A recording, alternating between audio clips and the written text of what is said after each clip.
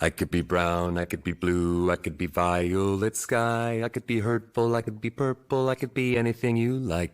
I could be brown, I could be blue, I could be violet sky, I could be hurtful, I could be purple, I could be anything you like. I could be brown, I could be blue, I could be violet sky, I could be hurtful, I could be purple, I could be anything you like. I could be brown, I could be blue, I could be violet sky, I could be hurtful, I could be purple, I could be anything you like. I could be brown, I could be blue, I could be violet sky, I could be hurtful, I could be purple, I could be anything you like. I could be brown, I could be blue, I could be violet sky, I could be hurtful, I could be purple, I could be anything you like. You're watching Poindexter Lounge. You already know. You're watching Poindexter Lounge for the unity. Why don't you set aside an hour or two? We'll have a few drinks and a cup of coffee I don't drink. Hi, you're watching Poindexter Lounge. I'm choking on chicken. Hey, you're watching Poindexter. That's great. I don't. You are watching Poindexter Lounge. That's great. I don't. You are watching Poindexter. Thanks for the lights, Jay. Churros and Call of Duty. I smell like onions and you're watching Poindexter. That's great. I don't. And now I'll make the point better. This joint's clever. In the lounge with Poindexter. So Poindexter Lounge, you know that we can get it in. And now I'm headed up like I'm Led Zeppelin. Hi, you're watching Poindexter Lounge. Do you like nerd stuff? Yeah? Then you'll love this. You never know what might happen or who might show up at the lounge. I just want to thank you for being here and being my friend. It's always good to have someone you could count on. And I'm glad you're that for me. That's great. I don't. Ladies and gentlemen, can I please have your attention? I've just been handed an urgent and horrifying news story. And I need all of you to stop what you're doing and listen. Cannonball! Poindexter, you're getting all excited.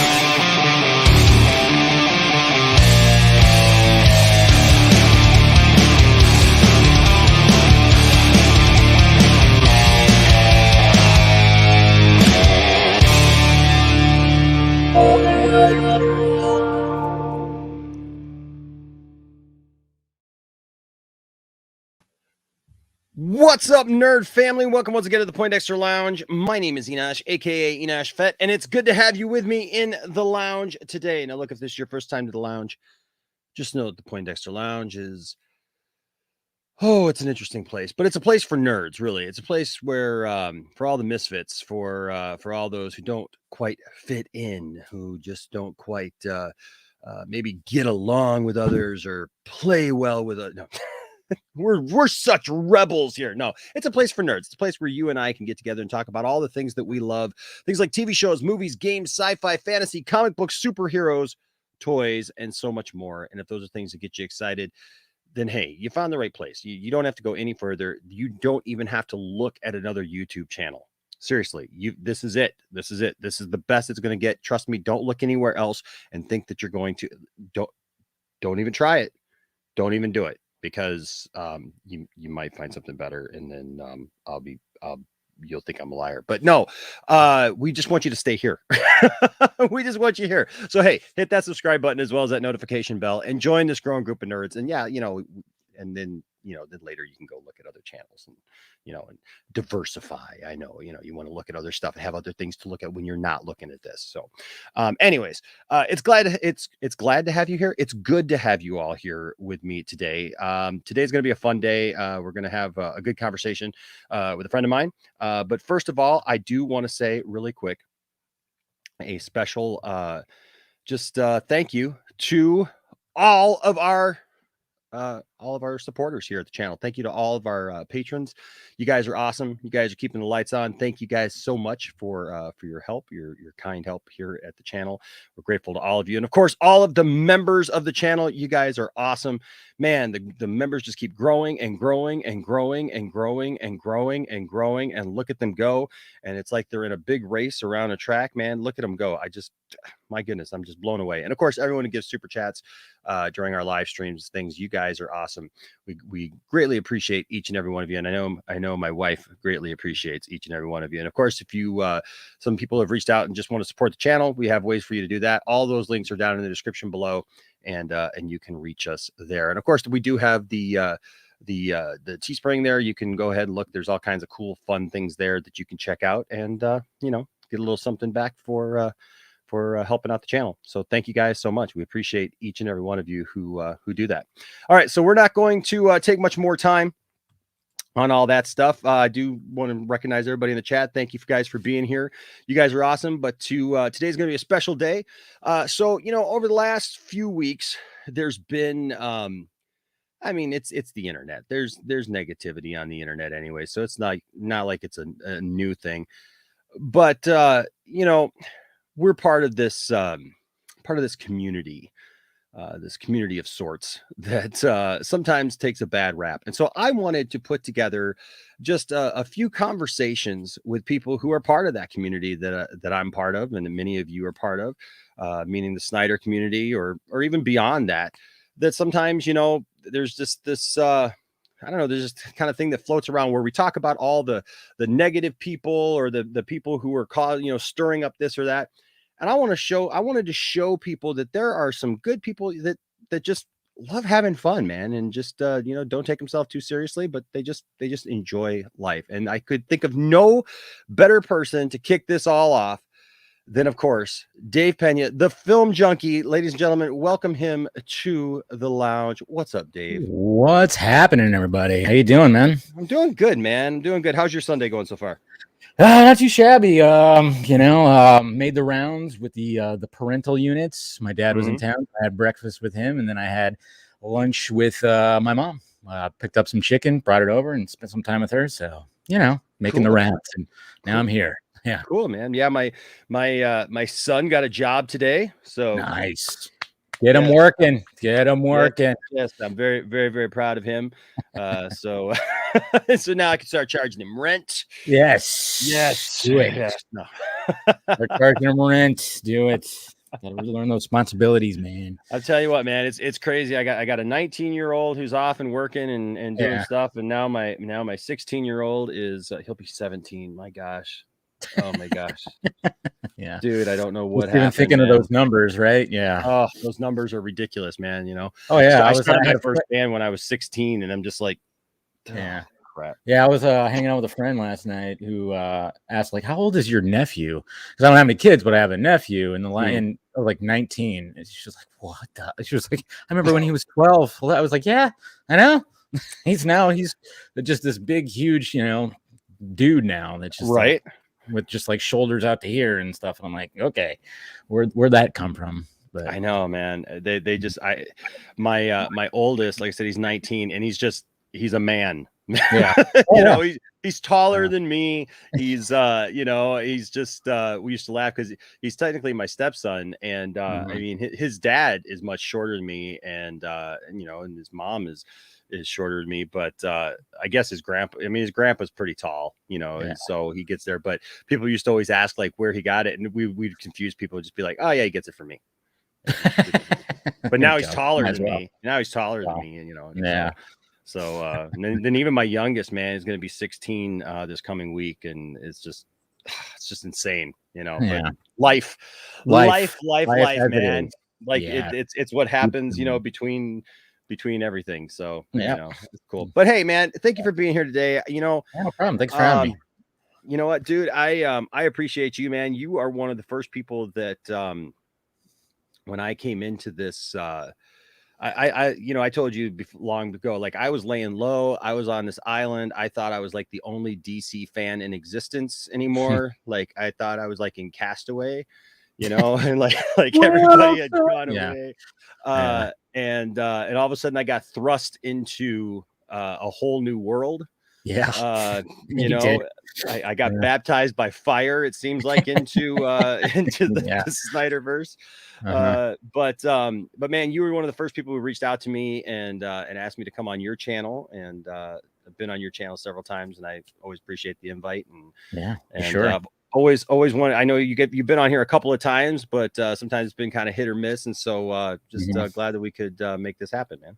Yeah, So. I know. I remember when you, it was all the Ray Fisher stuff, and the Jody, good old Jody, that old thing, and then it was just like, man, it was cool because all of a sudden you just launched up, and everybody was like, hey, have you heard of Poindexter Lounge? And it's like, I think I remember hearing about you before, but then, like you said, you were kind of laying low when it came to the whole thing. So then when you came on and had a conversation, I still remember there was a good clip that I think I had clipped out after you'd been on that, where we just talked about Man of Steel. And we just like went through the checklist of like a good Superman movie. And it was just like a good back and forth that we had. And I think just having that conversation, I was like, all right, he's going to be one of the good ones. Enosh, one of the good ones.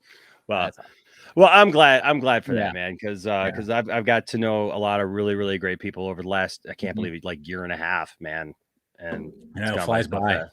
So fast, but yeah, you're definitely one of the good ones, and I know a lot of people always tell me like that they found me through your channel, and I always think that's cool. And of course, we have William here. William's like one of our resident William Powell. He's one of our resident guys around here now. He's always on our panels and stuff like that, and he found me through your channel. So I've actually met William in real life. I've actually visited his sci-fi center one time. Yeah, I wish I could have did it because I was in Vegas last week, but it was just all Thanksgiving and tons of family and everything like that, so I didn't get around to it. But yeah, I actually went there. It's a cool place. I do want to go back and check it out and talk to him again. I like talking to William. He's a cool dude.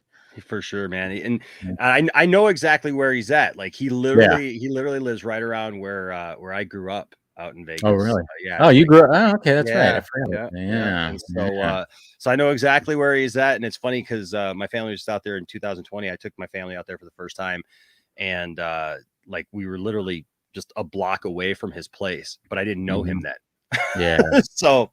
I mean, it's not really hidden, but it's like a bunch of stores, 2 stories, like a building, and then it's just like, you have like the little banner that just like sticks out on the little walkway, and it's like right in there, just nuzzled right in there. And I mean, it's a cool place. There's a lot in there in a small space, but hey, they make it work. So that's cool, man. Well, hey, here's one at least, right? Cherie says, I found Enosh through the YouTube algorithm, and I found Dave through Enosh. So there you go. So we got the reverse. There you go. And I like it. Cherie is quality people. So you know that we sent some quality over to you right there. I like it. So Dave, I just wanted to have you on, man, learn a little bit more about you, give people a chance to get to know more about you. Like I said, we all know that lately there's been this we got the Snyder Cut. We fought for the Snyder Cut. A lot of people put a lot of blood, sweat, and tears into fighting for the Snyder Cut. True that. And then all of a sudden it was like, okay, what do we do now? Yeah, totally. So what do we do now, right? What's the next thing? What else do we fight for? I guess before we dive into you, I mean, like, what are your thoughts about like the whole Snyderverse thing? I think you and I have I've listened to you, and I think we're kind of on the same page of this, but I'm interested to hear like what do you think about the idea of the Snyderverse continuing? Like, what do you tell people when they ask you, is it possible? Is it going to continue? Whatnot? Yeah. I mean, I've always said, keep on posting, keep on making campaigns, keep on doing that. Especially AFSP. That's what this thing's really been about for the past 3+ years, whatever, it's like, that's why I'm like, it's always, we can't forget about that. We can't forget about that aspect of it. It's very important. That's why I always will have the link below on the videos, and whenever I can, I'll throw some money at it. And if somebody runs a campaign, I'll gladly donate to it because, it's always for a good cause. But yeah, when it comes to, so we got we got it out. And, you know, I was saying this actually on the Vodka stream, on the opening of the Vodka stream on Friday, where I was like, you know, I look over there, I'm always going to have, I purchased the trilogy 4K Blu-ray of Zack Snyder's Justice League, you know, Man of Steel, BVS, and I'm always going to have that displayed because that's an achievement. I mean, big time for, of course, for Zack, obviously, and you know, Debbie and all them, but I mean, just for the fans too, and just all of us. It's like you look at that, you go, man, it's there. There's a trilogy right there. Now, of course, we want more, absolutely, but I mean, at this point right now, we have Zack over at Netflix, and he is literally building universes from the ground up, planting seeds, and then just, you know, he's doing that. So it's like, obviously, whatever he's doing, I'm going to back it up 100%. I even watched Army of Thieves again yesterday, just because I had friends that hadn't seen it, and we were just kind of chilling. And I said, "Have you guys seen this yet?" No, and enjoyed the shit out of it. You know, we just were just having a good time watching that, and then, you know, so when it comes to like, you know, restore the Snyderverse, yeah, we all want that. We definitely all want that. And now, when would we actually get that? And I've always told people like, okay, so when it comes to Zack, obviously he's busy. Got two. He's going to do Rebel Moon, and he's going to do Planet of the Dead after that. And then, of course, there's like Horse Latitudes, which I know that's supposed to be in there somewhere. I know he's had some complications of trying to find a time to shoot that because of COVID. I know COVID shut that thing down because he was going to shoot, and I guess in like South America, I think it was, or something. I don't know. But that put the kibosh on that because just, you know, the travel stuff and all the you know, it was just a big pain for him. So, and it sucks too because that would have been a quick shoot. And let's face it, when it comes to Zack Snyder, you hear a quick shoot. What? I mean, that's like, I mean, but that's what I liked about. I was like, damn, that'd be cool because that would be a different Zack Snyder movie because that's a passion project. First off, it's not based on any existing content, which is great. It's not going to be something that's going to be Zack Snyder-esque. It's just going to be something a little bit different and something a little small. And I loved how he said that he was going to shoot this movie, and he was going to be happy that he'd be actually on the set, not like a block away because it's on a big, huge, you know, green screen set, and he's just looking at the monitors. Yeah, he was like, he's all, if I see another green screen again, you know, I mean, I remember him making the joke, and I'm like, yeah, that'd be sweet if he could get that out, but sadly, so I don't know where that's going to fit in there. So obviously, when you have two big movies, because let's face it, Rebel Moon, I mean, talk about not a short shoot. That thing is starting in March, and it said it was going to end like end of summer, maybe. I don't know. Something like that. I don't know. It might be like a 5-6 month shoot. I don't know. That's insane, man. There's just I'm looking so forward to that. Like that just seems like it's like right up my alley. Well, it's, you know, I mean, it's a Zack Snyder Star Wars that doesn't have the restrictions of being in the Star Wars universe. Now he's just like, all right, I pitched it.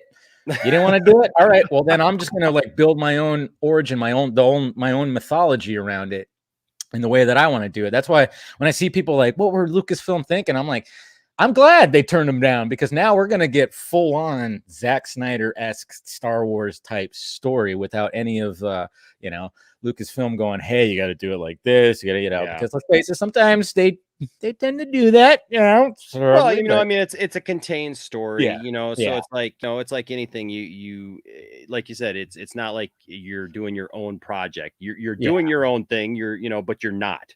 All at the same time. You have to answer to like all these other people with all these comic books and you know, everything else. So and I mean, and then that's what's so great about it too is, and that's in even just watching Zack in interviews, like when he was promoting either Army of Thieves or in Army of the Dead, or even just talking to him like the last time he came on the stream, which was after Army of the Dead came out.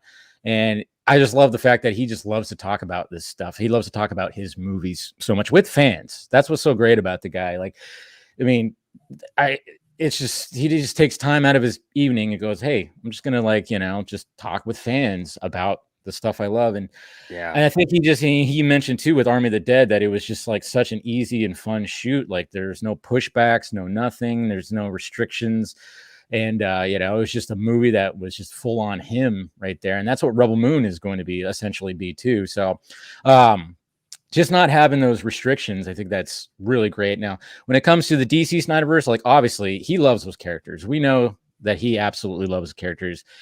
He put a lot of blood, sweat, and tears in these characters. You know, I mean, starting off with Man of Steel and then going into the BVS and then of course Justice League. And yeah, we want to see the continued movie, live action, 100%. But I mean, it's like time. Thinking about the time, and I know some people think he's like actually Superman, so he doesn't have to sleep and he can make like 3 movies at a time. And I'm just like going, relax, guys. Just we have to figure this out. And even talking to the man publicly and privately, I mean, obviously he's all about these characters, and he would love to finish his story. But and I always kind of wonder, and I think I even asked him this too, is like if somebody else were to direct anything, because obviously I think with 2 Justice League sequels, they're going to be long. They're going to be long. Yeah. I mean, he pitched the Snyder Cut to HBO Max and Warner Media as a series, and that there's logistics on that it couldn't be done. But if you watch it, it's like watching a series. I mean, it's in 7 parts, Exactly. And split it up like that. Yeah, exactly. So obviously the sequels would play out just in that way. So if they were to go in that way, and then maybe he wouldn't have to be hands-on and there's just other people that are handling it, that could always be an option. But who knows if they want to do that, because who knows when it comes to Warner Brothers and all of them. I mean, we saw the Ann Sarnoff interview that was like the freaking Monday right after the damn thing came out, and she was like, we're done, sorry, you got your movie. And it's just like, yeah, and it's so big, everybody's talking about it, what are you thinking? Yep. So I mean, and it's just who knows with these people. And I know Discovery's coming, but that's not till, of course, like next year. I don't know. They said what, April or something like that, or end of first quarter or beginning second. I don't know, something like that. So I mean, there's still like a lot of time with that. So I mean, it's just a lot of patience, and and I'm saying, keep on doing what you're doing. We don't need to attack each other, especially when we start talking about possibility of maybe the story continuing in a graphic novel form. Because I don't know how you felt about any of that was happening this week because obviously the Final Crisis cryptic picture Thanksgiving. Oh wait, there was what now? Yeah. Did you hear that? You didn't hear about that? Oh, what? No, no. He had this juicy looking turkey, just looking awesome. And apparently there's a little book in the background that was like, I did see a video of a turkey, but I wasn't really, like, I don't know. I guess I wasn't paying attention to anything else. I just saw a turkey. No, dude, the funny thing about that is, and look, I'm guessing, like, we haven't talked about this, before this, but like, I'm sure, dude, like first of all, I mean, you have a unique perspective, I think, because you've talked to the man, right? Like you've had those conversations with the man. A lot of people have their own speculations, right? And speculation is great. Speculation makes the world go round. Theories and having discussions like that, it's fun. Heck yeah, that's fun. But I think there's a time where like our speculation can run wild with us.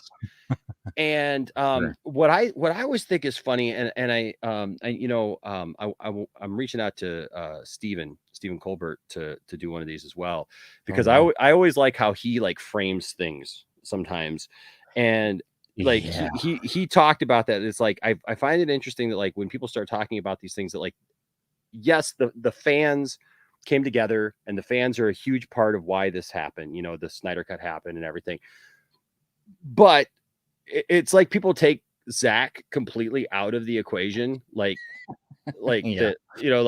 without us he's nothing. Well, okay, or that like he's a child, and we're handling him with these gloves, these white gloves, and just so delicately, because the guy may fall apart, and he's and what's funny is Zack is kind of the opposite of that. When I say that, Zack is like, F everybody, man, like I'm just he's a grown man.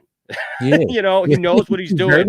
He's a freaking amazing director who and writer and everything, and he's going to do his own thing. So just let him do it at that point. But no, I find it really interesting that we do that and I think the fans, like with the turkey thing, like I was telling everybody, like, look, it's somewhere in the middle.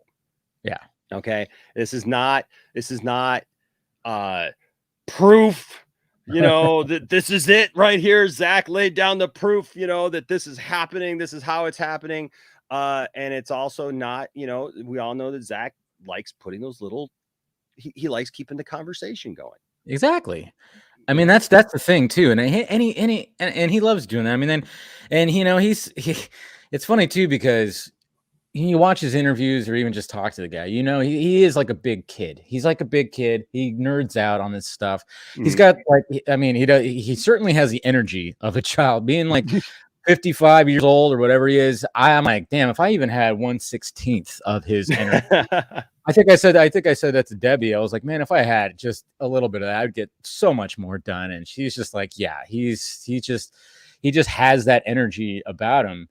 And you know, he loves it. And then when it comes to like the cryptic stuff, I mean, there's some times where, yeah, I mean, when he was doing that before, just to get the whole conversation for the Snyder Cut, he's even said he didn't know that it was gonna go anywhere. He just was like, you know what, F it. I'm just gonna put it out there and see what happens. And you know, we were wondering if he was gonna get in trouble about it. And it's like he didn't care sometimes. And then after it's come out and stuff like that, when it came to the, you know, Batman and Catwoman thing, I mean, that was a straight up just, I'm gonna troll right now. I'm trolling, and he's not trolling his fans. Some people might go like, yeah, he's just trolling his fans. No, he's trolling Warner Brothers, guys. I mean, that's what he's really doing. He's trolling Warner Brothers anytime that he does this, because look what happened after that Thanksgiving post. DC, they had there you go. Yes, heroes do that. Yes, it's canon. Yes. No, but after that, after the Thanksgiving post came out, I mean, the sales for Final Crisis, right? Out. DC should be like thanking the man right now, you know. Exactly. I mean, and that's what he's trying to like kind of show. Like he's kind of, you know, he's flexing a little bit when it comes to that. He knows. And you know, and it's pretty funny too, because I can guarantee you that Debbie was probably going, you realize that's what's gonna do, right? And she was probably like, because I know very much, I always said that I think Debbie and Zack have that Leonidas and you know, his queen, I always forget her name, in 300. I always think they like that scene where before he, you know, kicks the guy down in the pit and he looks at her and she kind of gives him the go ahead. I'm like, that's Zack and Debbie right there. I think that's just the way. I think that's how, you know, she's like the producer. So she probably, you know, tries to be like, hey, you can't do this. Don't do this. And then sometimes he's just like, I'm just going to do it, you know, because why not? So, you know, he knows exactly what he's doing, but I think he's mainly he's trolling Warner Brothers, showing them that, hey, see what you guys are missing out on. I mean, look at all this, you know, and does he have intention to just be like, I'm trying to come back so then I could do this? Not necessarily, but you know, but he's still trying to keep the conversation live because he still very much loves these characters. But at the same time, what I want some of these people to do, like, especially the ones that are really like that kind of push back when you start suggesting maybe there might be a graphic novel. It's like, can we put a lot of this energy towards the Army verse, the Rebel verse, the Norse verse? I mean, yeah, you know, I love all he's done at DC as well. But come on, I want to see what he's building from the ground up. That's authentic, like full on Zack Snyder is all through it. You know, that's, you know, let's put some of that energy towards that. That's what I want to see mainly. But you know, but I never discourage. I always say, don't let the people discourage you from still being excited. You know, still being excited for what's you know, what could possibly come. But then also don't start yelling at people just because they're going like, I'm more excited for Rebel Moon and blah blah blah. You know, just don't do that. Just have fun. Just have conversations. Series are fun. You know, it's just relax. Yeah, and I think that's the important thing is I don't think that you can shut the door on it now. And you know, maybe I think it's great to have you here. Like, what is your impression about this? Because you've talked to Zack, you've obviously interviewed Zack, you've had this interaction with him and stuff. Do you think that Zack is the type of person, like, if it was truly done, like he was closing the door on it, right? Like he felt like, you know, hey, it's done. There's no chance, you know, the Discovery thing, you know, I find it interesting because people will say, well, yeah, you know, Zack's done with it. He's moving on. You know, he's obviously got this deal at Netflix and all that's great. You know, and he's done, but, you know, of course he's going to try to, you know, keep people you know, hanging on, you know, whatever. Like, you know, he'll never let it go. You know, even if he is done, he's never gonna let it go. Do you think that Zach's the type of person who will try to like keep that conversation going, like even if like Discovery comes in and like there's no chance for? Because I thought it was interesting. I saw, you know, an interview with him, and like, you know, even he said, you know, well, hey, Discovery's coming in and we'll see. Yeah. No, You he's know? always gonna be like that. And like one of the things that I think he said on my stream too was like, you know, he said he would love to come back and just do an actual adaptation of The Dark Knight Returns, like a full-fledged live action. You know, he's always expressed that, you know, so he's like, again, he just loves these characters, so he's always going to leave that door open to maybe even come back. But I mean, but of course right now he's 100% going to be building all this stuff over here.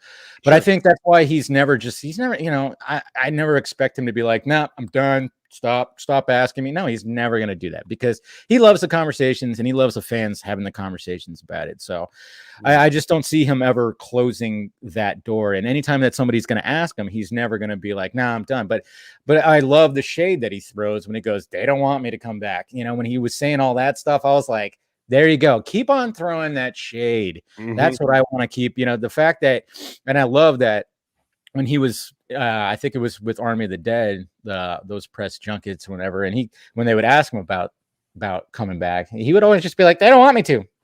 You know, that's on them. Yeah. And it was very awesome, because then he'd be trending again, and then restore the Snyderverse. And I love it when that happens. Anytime like certain things happen, and he says that it just trends, and it just kind of shows the power that he has. And it's just kind of funny, because it's like he just kind of just put his phone down and just kick his feet up and be like, see, you know, sure. Yeah. I like it. I like how he does that. But yeah, he's never gonna like close the door on it. And I think there's a lot of people I think there's a lot of people who they kind of want to force that on him. Like they want him to be that. And there's some people who will say, well, you know, the fans won't let him, you know, go from this, you know, like stop trying to force him to do something that he doesn't want to do. Yeah. You know, I don't get that impression that it's something he doesn't want to do. I kind of feel like, you know, like even with everything that he's been through, I feel like under the right circumstances, under the right regime, under the right things, like it's something that he loves. Yeah. I mean, you know, and so that's just the impression that I get, that it's something that he loves. And if the situation was right, maybe he'd come back and do it, you know, or like you said, delegate to other people. And I don't think there's anything wrong with that, Dave. There's not. I mean, you know, like I don't understand this idea. Look, I was a DC fan, and I guess is a great way to segue into you, because like I was a DC fan long before I knew who Zack Snyder was, you know. Absolutely. And the reality is that, you know, I'm going to be a DC fan going forward, you know, as well. Do I like everything that goes on behind the scenes? No. Do I approve of stuff that's happening? No. But is there going to be a time where like I long for just being able to get back to being a DC fan and not having to worry about who's an executive here or who made this decision there or did whatever? Yeah, I look forward to that day, you know. But you know, I mean, I don't see where like Zack has to be in charge of everything. I know there's some fans, man, they want Zack to come back. They want him to be the Feige of DC, and just like they won't accept anything else except for that. Yeah, he doesn't want to be the Feige of DC. Yeah. He wants to make movies. I mean, Feige is, you know, he's handling a whole universe, and he's done a great job with it. He's done a great job. Well, however you feel about the man, I mean, let's face it. I mean, he's done a fantastic job. But yeah, even Zack doesn't want to be that. He never wanted to be that. He had his approach to it. He set the foundation, and then he was wanting other filmmakers to do whatever they wanted to do with all these other characters. He's all, I'm going to tell my Superman story, and I have this story that goes into Justice League and how it's all going to like pan out. You guys can like do the rest. And that's initially what was supposed to happen, which, you know, because even when you look back to when he posted the Wonder Woman 1858 image that he still has hung up. You know, that was a placeholder. I mean, but this is how detailed the man gets. This is what I love about him, is he came up with this whole backstory of his Wonder Woman, I guess you could say, and just for that placeholder. But he knew that it wasn't going to probably pan out. And then when Patty Jenkins came in, he worked with her, and they came up with a different backstory. So, but there was like this whole thing, a picture, a whole backstory, a whole story that he had for this Wonder Woman. But just to be a placeholder, that's how detailed the guy gets, and that's what I love about it. He doesn't leave, you know, he's just a detailed man when it comes to that. So, but yeah, so it's just when people think that he could just drop everything and come back, I just kind of go, no, it's not going to be that simple. It's just not that simple. Sadly, no. And look, you know, I mean, look, I'm as excited about it as anybody else. I want to see it. You know, it's like I've been telling people, stay positive. Yeah. Right. You know, show people, you know, tell people what you love, you know, in Zack Snyder's vision and whatnot. But be realistic. You know, I don't, That's the big thing.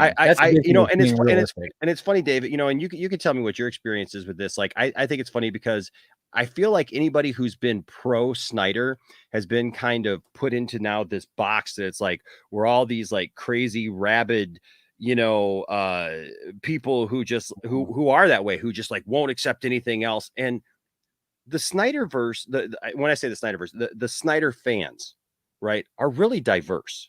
Oh yeah. You know, they come from a lot of different backgrounds, a lot of different things. And look, a year ago, you know, we were talking about like how I got thrust onto the scene, right? At the time, you know, the whole thing was, you know, there's this Snyder cult, you know, this Snyder cult of people. And I feel at the time that was like, it wasn't as prevalent, you know. I feel like now there is a lot more toxicity that is crept in. People are a lot more vocal. You know, I think people are a little bit more pushy with what they want instead of necessarily what's the best for everybody involved, whether it be Zach or his family or, you know, the fans or, you know, everything in general, you know, or being able to heal and move on.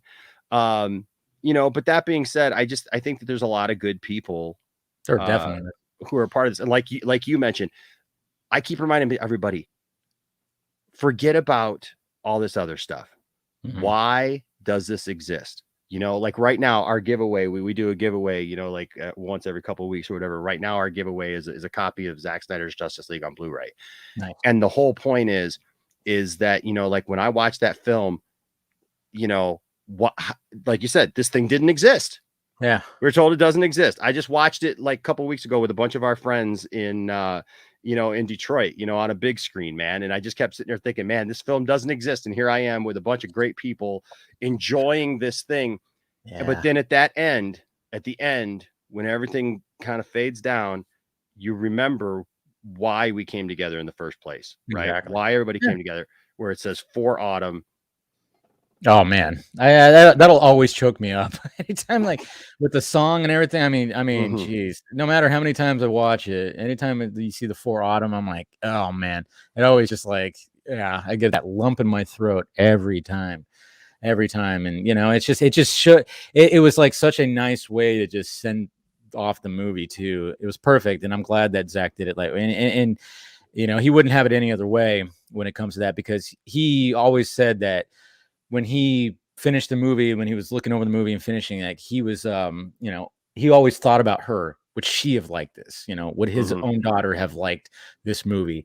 And he always would say like, yeah. And he says, yeah, I think she would have liked what I made here, you know? And that's what the whole point is right there, you know? And as much as we want to see more, you know, that's going to be a little bit rough because, well, I was thinking about this last night too, or not last night, but maybe Friday.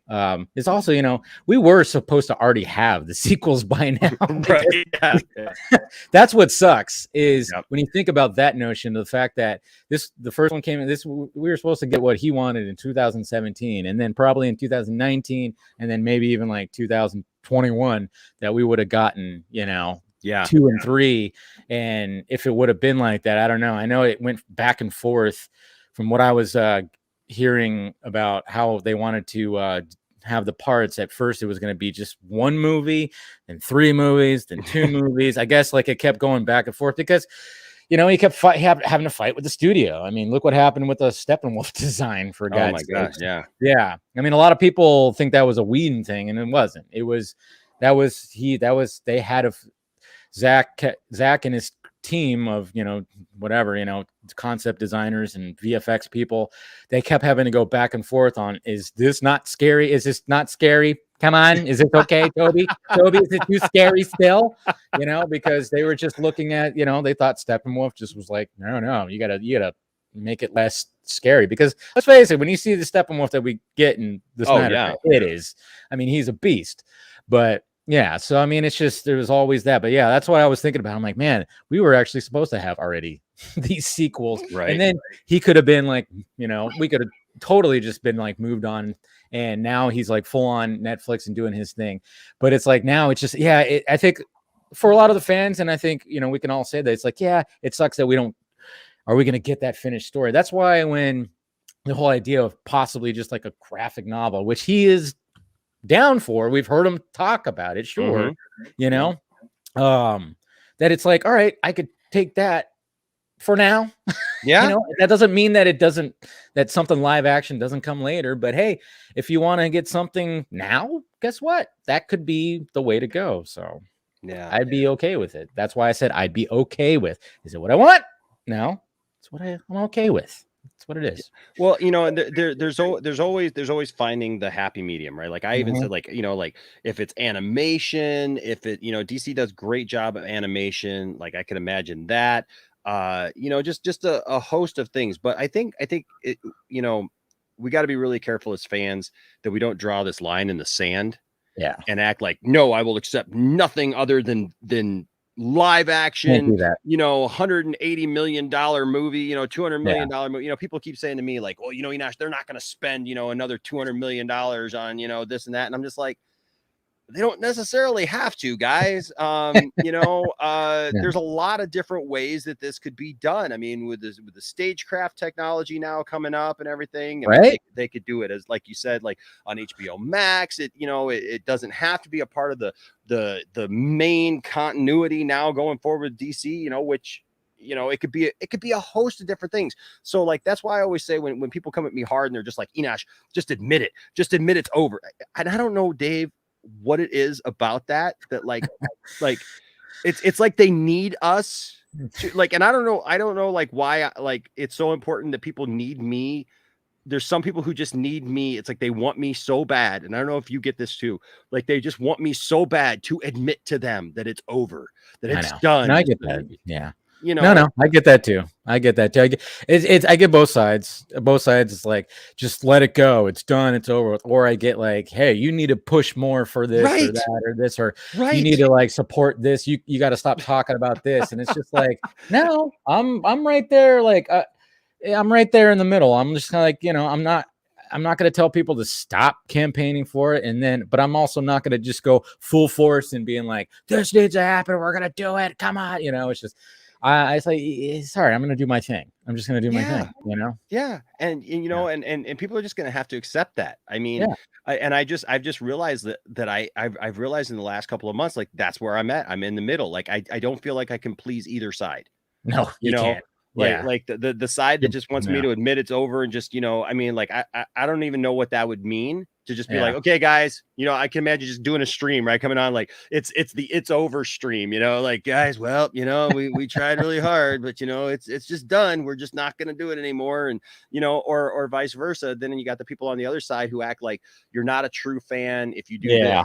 Or you're not a true, or fake. Or what I love is now like all the betrayals, right? Everybody, all the betrayal, like I thought it was just me for a minute. I thought it was just me for a minute because people were telling me that I betrayed Ray Fisher, you know, because Ray had been on here and said that he was going to see the Flash movie. Both him and Wayne T. Carr both said that they were going to see it. And then as soon as he did that blurb, you know, like at that Comic-Con and said, you know, hey, no, look, I'm not going to see it now, whatever. Like people expected me to turn on a dime. right? And just be like, nope, I'm not going to see it now. Ray said, so I'm just going to, and I was just like, hey, I respect that. I respect Ray's position on that. Obviously his experience is not mine. Am I always going to be reminded of those things? Yeah. Am I going to have to figure out, how I feel about those things? Yes.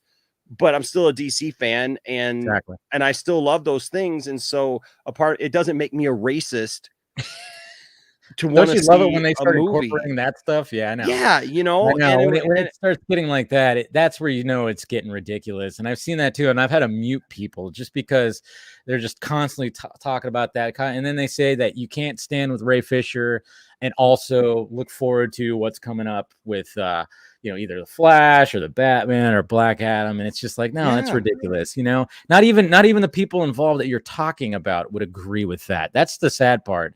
Yeah. Is sometimes they think that, Zach's done it too, where like he said stuff either on my stream or somebody else's or whatever. And then all of a sudden, it'll get asked something and then maybe you'll have like a difference of opinion. And it's like, that happens, that happens where sometimes people just change their mind when it comes to the Ray Fisher thing.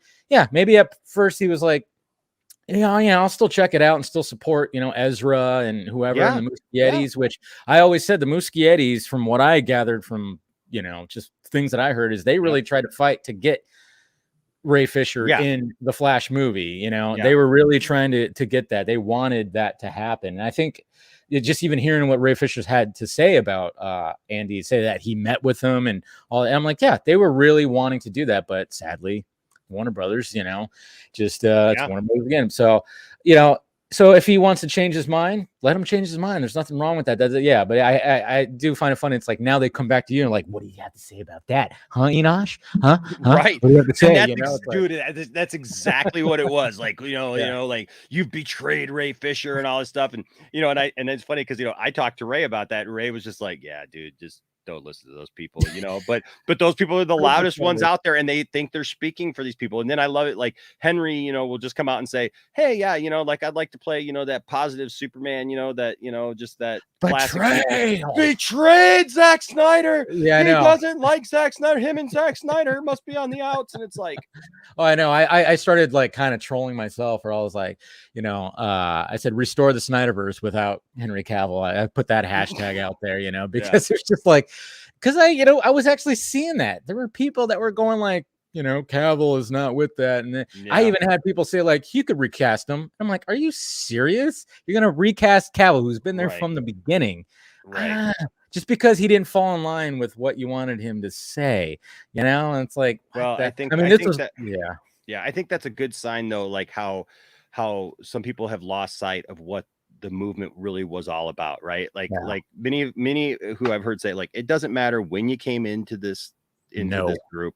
It doesn't matter how you came into this group, whatnot. I think the important thing is being focused on what this is all about, and when I see things like that, where people are going off on tangents like that, and then I see things like, and I want to be very clear because I know that people are watching me right even now, right, and they're like, oh yeah, they're wondering what I'm going to say about this. But like in the last week, I've had friends and people I know who've been frustrated with the Snyder Cut fans, some of them, because there have been some very poor representations of that fandom, and it's like I've tried to tell these friends of mine, look, when I see somebody who claims to be a Snyder Cut supporter or Snyderverse supporter tell somebody that they should go and off themselves, jeez.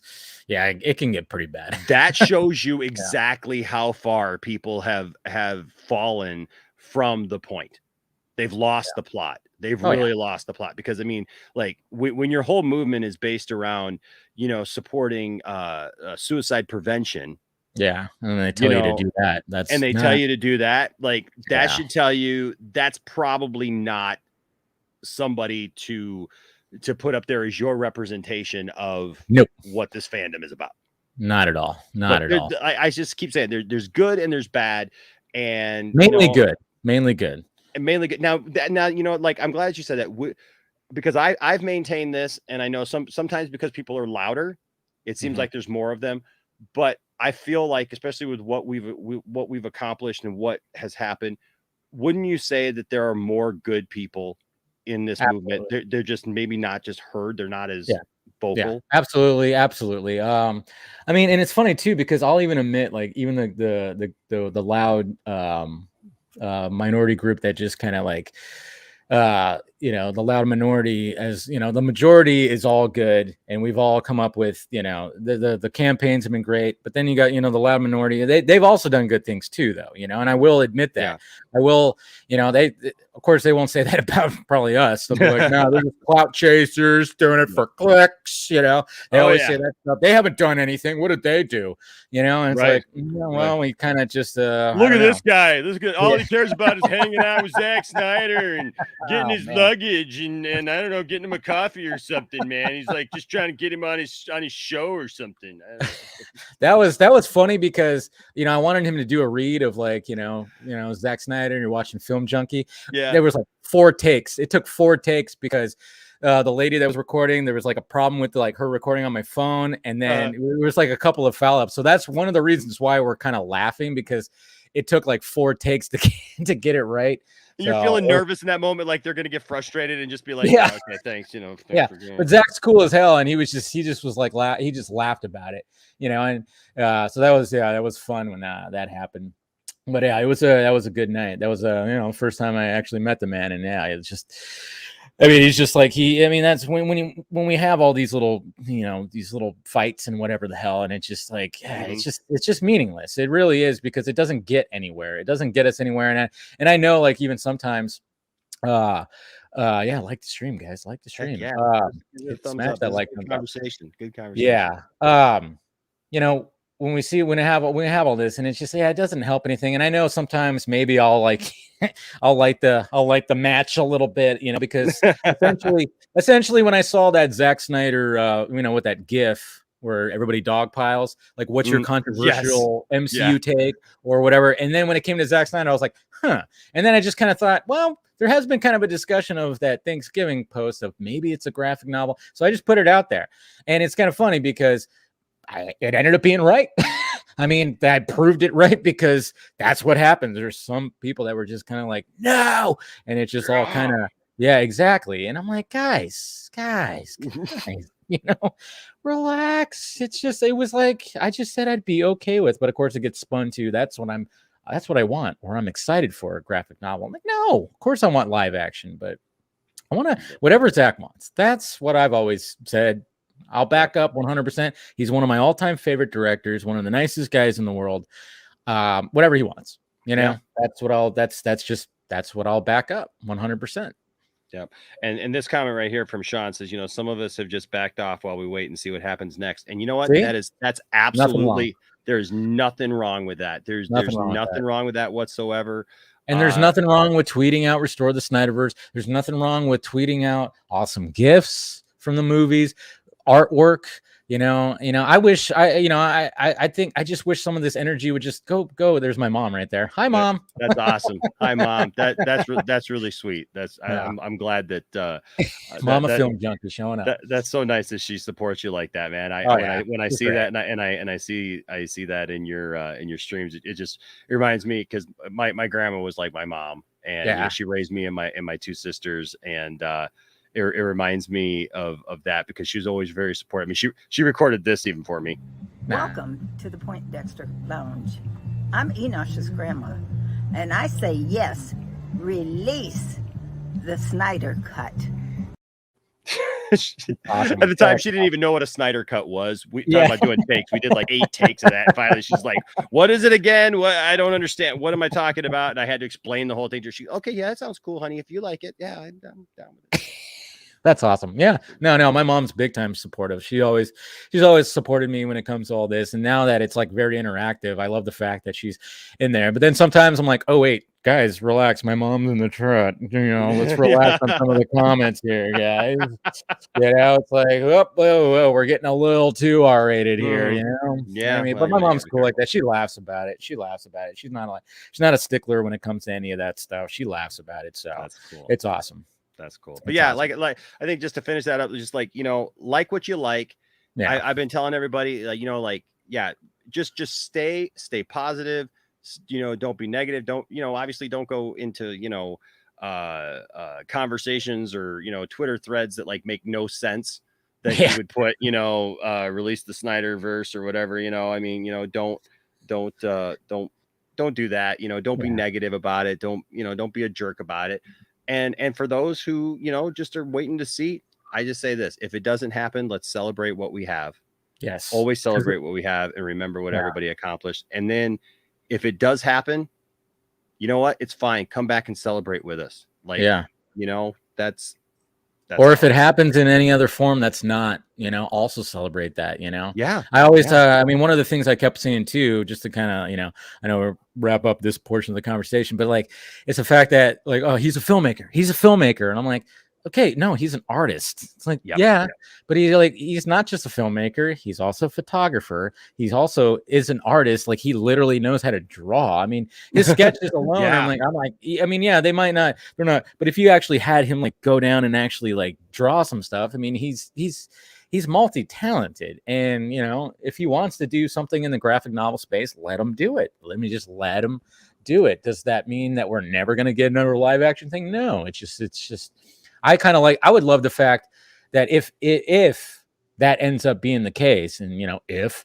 that the books would be like just sell out like crazy, just sell out again, just kind of just selling out and be one of those things. And then of course that could just like Dave Zaslav and Discovery might be like, maybe we should make this live action. What the hell? I mean, these books are selling like crazy. Everybody seems to want to see it. I mean, I think even going back to even Steven said it, he brought up a good point on the Vodka stream where, a lot of people might not like the fact that, but we're going to see the whole story and how it all plays out before we'd see in live action. I'm like, we pretty much knew what was happening in the Snyder Cut before it came out. Right. Zack was not holding back on any kind of spoilers. Right. We knew what was going to happen pretty much in that movie. Yeah, he had a couple surprises, which was cool. But it's just it doesn't mean that it doesn't mean anything if we get it in one. If we get it in a book, that doesn't mean live action doesn't happen. Of course, the plumber. Will, you always like to bring up that plumber. Jeez. Do you know about the plumber story? I don't know about the plumber story. I do not know about this. So basically what happened was, this was at the beginning of the year. I think this was back in like end of January or February, probably. My water heater started leaking. So I was at work and my landlady called and she said like my neighbor downstairs was noticing there was drip happening because it's outside in the patio in the closet in there. So obviously I had to be replaced. So then she told me that the plumber or whoever, like the maintenance guy, whatever, was going to show up sometime on this day. And of course, it was on a weekday. I think it was on like a Tuesday or Wednesday. I'm not sure. Maybe a Monday. I don't know. So I'm thinking, okay, he's going to show up by 4:00. But of course, nothing. And then of course I do Film Junkee Live at 6:00. And what happens? Like about 10 minutes in, knock at the door. It's the plumber. And it's not like I'm just, I didn't turn anything off. I was like, I let everybody know that this was going to be the case. Right. And when he came in, I was like, really coming now? It's after 6. And so he went and took a look at the water heater and blah, blah, blah. And then he came and then he started going like, so when can I come back and replace the thing? And I'm like, well, when are you going to be available? And all of a sudden he just started giving me attitude, like big time. He's all, well, don't ask me that if you don't. And I was just, it was all while the live stream was happening. So that's why it just, so that's why everybody always talks about the plumber. And it's just funny because I'm standing right here. You could hear him off there and he's just giving this attitude. And, and I'm just kind of like, I just kind of laugh and I'm like, holy shit, I'm doing this, And I'm like, it's like, man, you're coming at like 6:00 at night. Who the hell does that? But that's funny. Yeah, so that's a plumber story right there. I don't know. It's better than Matt Jarbo's plunger story. Oh, I don't even know about that. I don't know if I want to know about that. Well, yeah, we get we get people who change their screen names and stuff. And there's the plunger. Oh boy. And there's a Twitter account. But it started right here on a live stream one night because Matt was telling a story about like he had to use the restroom once during a live stream, and he went and used the restroom and apparently clogged the toilet. Was going it with the plunger. The plunger broke. Oh God. Oh And man. like he kind of had to leave that there or whatever, I guess, or whatever. And so he told that story, and all of a sudden the plunger showed up in the chat. And the Oh plunger wow. was telling the story like about how, he broke him and, left him for whatever. And so like the plunger I love that. yes, the plunger keeps coming back. And then all of a sudden the plunger was a Twitter account. Like there's a so as soon as I saw the and William knows about the plunger, that's why Yeah. I was just like, yeah, that's hilarious. That's funny. Like I love it when like people make accounts that I've had I've had Walter Hamada, I've had Jeff Johns, I've had Toby Emmerich and Ann show up in my chats, and it's funny when people just like do that to do those meme accounts and whatnot. I haven't had that. Now that's what's going to happen. Now someone's going to create. Oh well, yeah, account. that's what's going to happen now because we're talking about. But it's funny when that happens, and then all of a sudden, like somebody real comes into your chat, and you don't believe them. Oh yeah, and I had that one week. We had that night where we had like Michael Jackson, Tupac Shakur, Biggie, what was it, Prince, like all these different people. And then the next week we were talking about something, and I had brought up Jeremy from Geeks and Gamers. We do a show called 2 Cents on Nonsense where we just kind of pull some stuff. And well, apparently Jeremy got a hold of something of mine and talked about it on one of his live streams. So I just talked about it on my stream. Well, all of a sudden in my chat shows up, Jeremy, right? And I'm like, yeah, sure, right? Yeah, sure, it's Jeremy. Yeah, you coming down, to beat down on my little channel. And then he changed screen names. So he went from Jeremy to Geeks and Gamers. So then I was like, yeah, no, I don't believe it's him now for sure. Yeah. And then he messaged me via Twitter. And it was him, like, huh? Yeah, and the same thing with Wayne T. Carr. That's how I met Wayne T. Carr. Was Wayne like showed up in my chat and he's like, "Yeah, man, I watch the show all the time." I'm like, "Okay, yeah, sure, that's you, whatever." And then he messages me on Instagram, and I'm like, "Oh, well, cool, dude. Nice to meet you." I know. Yeah, there's sometimes where like even like when and now I just know that it's him. But like Ray Porter, like there'll be sometimes like obviously I've talked to Ray, but I wasn't there. There'd be times like I don't know if that's a real Ray Porter. And then all of a sudden he goes, "Yeah, it's me, dude." And then all of a sudden he'll like message me like, "It's me." And I'm like, "Okay." Yeah. So now I don't do that anymore. But at first when he would show up in my chats, I'm like, "Hey, Ray Porter's here. I hope it's Ray Porter, but I'm not sure." Could be somebody else. But it's usually him. So I love Ray. So let me ask you, man. So you've been doing this, the pop culture film thing for a while. How did you get in? I mean, like, were you always like a film guy, a film junkie? Were you, were you a comic book guy? Were you just a film guy? Like, what got you started down that path? Well, basically, I've always loved movies. Always, there was like a tweet that was going around, like, what's your film that's the foundation film for you? And it was always Back to the Future for me. Back to the Future and Ghostbusters, just stuff like that. That just was always constantly, you wear out the VHS tapes when you're a kid for sure. Just watching all that and and then just acting it out. I would always be like, I wanted to like act out being a Ghostbuster or, be Marty from Back to the Future or something like that. Sure. I was always involved. And then of course, comic books. Yeah. I was always mainly Batman. It was mainly Batman for me, when it came to collecting comic books, but, I just always, I just love movies so much. And the name Film Junkie it's kind of funny because the origin of that name was when I got I used to be a cable guy. That's right, cable guy. I would always get that joke. Everybody ever tell you the cable? I'm like, yeah, whatever. But I like that movie. It's a fun movie, even though it's not accurate. When I watch that movie and when he does the installation for Matthew Broderick's apartment and the way that he does it, I'm like, that's not how it works. I'm like, wait a minute, it's a little off, but still like them. Anyways, so obviously I was still living with my mom at the time, and I was trying to think because I had my Gmail account, and then I was like, well, I'm gonna have to have a account over here with the cable company because I get it all for free and whatnot. And I just thought like, well, what's a name that I would want to put? And I just was like, Film Junkie.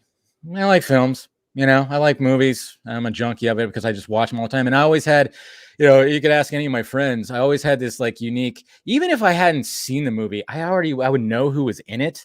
You know, and I would just like say stuff, and I'm like, oh yeah, that movie, and has so and so. And then there was even a point too where I had friends of mine that were trying to do that. You know, that 6 Degrees of Kevin Bacon. Yeah. You know, try to connect, but I would be like, try to come up with the most random actors, you know, and see if I can connect them with as little movies as possible. And I'd always figure something out. You know, I think I successfully connected Oprah with Chuck Norris at one point or something like that. There's some random stuff. Yeah. I've done, yeah. Just stuff like that. I'd always, and you know, and then I just always would have, anytime that anybody was like, what's that movie, blah, blah, blah. And I would just, it's this, you know, I just always had it. I always wanted to work in a video store. I even tried to like apply to video stores, but never really happened. I wish that did happen because that would have been a lot of fun. But yeah, that's just kind of the origin. And then of course, comic books. I mean, I'm not like Scott McClellan. That's for damn sure. When it comes to, you know, that guy is just an encyclopedia when it comes to that. But you know, I do, of course, you know, I'm not like a total like at the comic book store every week getting the new stuff. You know, I've never been fully at that, but I will, like, you know, there's a comic book store that's just over the hill that I love going to, and they just you know, I'll get the books that I hear that I should read or whatever the heck. So, but yeah, I just always just loved movies, just, you know. And then when it comes to pop culture stuff, yeah, I mean, that's always fun to talk about. You know, and but yeah, I'll never when I go into a movie theater, I mean, what I do all the time is I put my phone on airplane mode. It's like my sanctuary. I'm like, disconnect, watch the movie. I just love it. That's what I love about it. That's why I try to go every week. So yeah, that's just the way it's always been. Yeah, man. You know, that's the thing, man. I can relate with that because I love movies. You know, like I've always loved movies, and I love the theater going experience. You know, I know a lot of people nowadays, like it's really cool and hip to say, you know, like I just want to watch it at home on my big screen TV. And like, you know, yeah, I got the big TV. Yeah. That's cool, you know, but there's just something about, you know, I see a lot of your like on TikTok or whatever, like you know, you got your little you know, you come out of the theater, you know, and like you give your your first reaction and stuff. And I love that because there's just that experience of having been there with other people. Yep. You know, and you know, even if it's not as many people right now, it's still cool to see. You know, I've watched Zack Snyder's Justice League now. I think I said it was like 17 times. Oh, but you saw it in the movie theater, right? Yeah. Yeah, I can't. Oh man, I'm so jealous of that. You, Meg, Ray, all those guys, man. Yeah, man, and even this guy was there. Like it's a massive thing, and so I want to see his thing. I love it. But like all those guys were there. You know, Abdul was there. Like we just you know Flightcast was there. Ray. Ray. You know, it's funny. Ray literally lives 10 minutes from me. Oh, I know. It's funny. Like you, Ray, Meg live pretty close to each other. You go to the comic book store that Meg works at. Yeah. That's what's really cool about all this is like how everybody just kind of finds each other like that, you know? It's so cool. But yeah, being in that theater, man, and you know, and just having that experience with other people for watching something that you love, that you're excited about, you know, that you know, it just I don't think anything compares to that. You know? It doesn't. And then just the process, you know, when I took video production in high school, and when I learned how to edit, I mean, that just opened like a whole new world for me. I was like, because I remember just, you know, you always kind of think like, especially as a kid and growing up, you're like, you think about how these movies are made, maybe you have an idea of it, but then when you actually learn how these movies are made, and then when you actually make something like you know, making little short films, which I did like crazy for a while, you know, you just kind of, you realize the process of it, you know. And I think some people might not realize how, you know, sometimes what it could take to make these movies.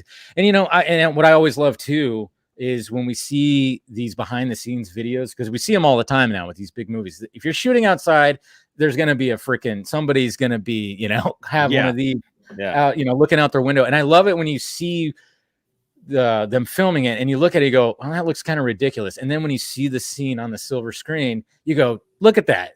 And now that scene's freaking beautiful, you know? Yeah. So there's just something about the process. That's why I love it when like the behind the scenes featurettes come out and you just see how the sausage is made, you know? Yeah. And you know, and I love how Zack, like, even when it came to the Wayne T. Carr thing, I mean, the whole thing was gonna, and even with Harry Lennox, his whole thing was like shot on his driveway.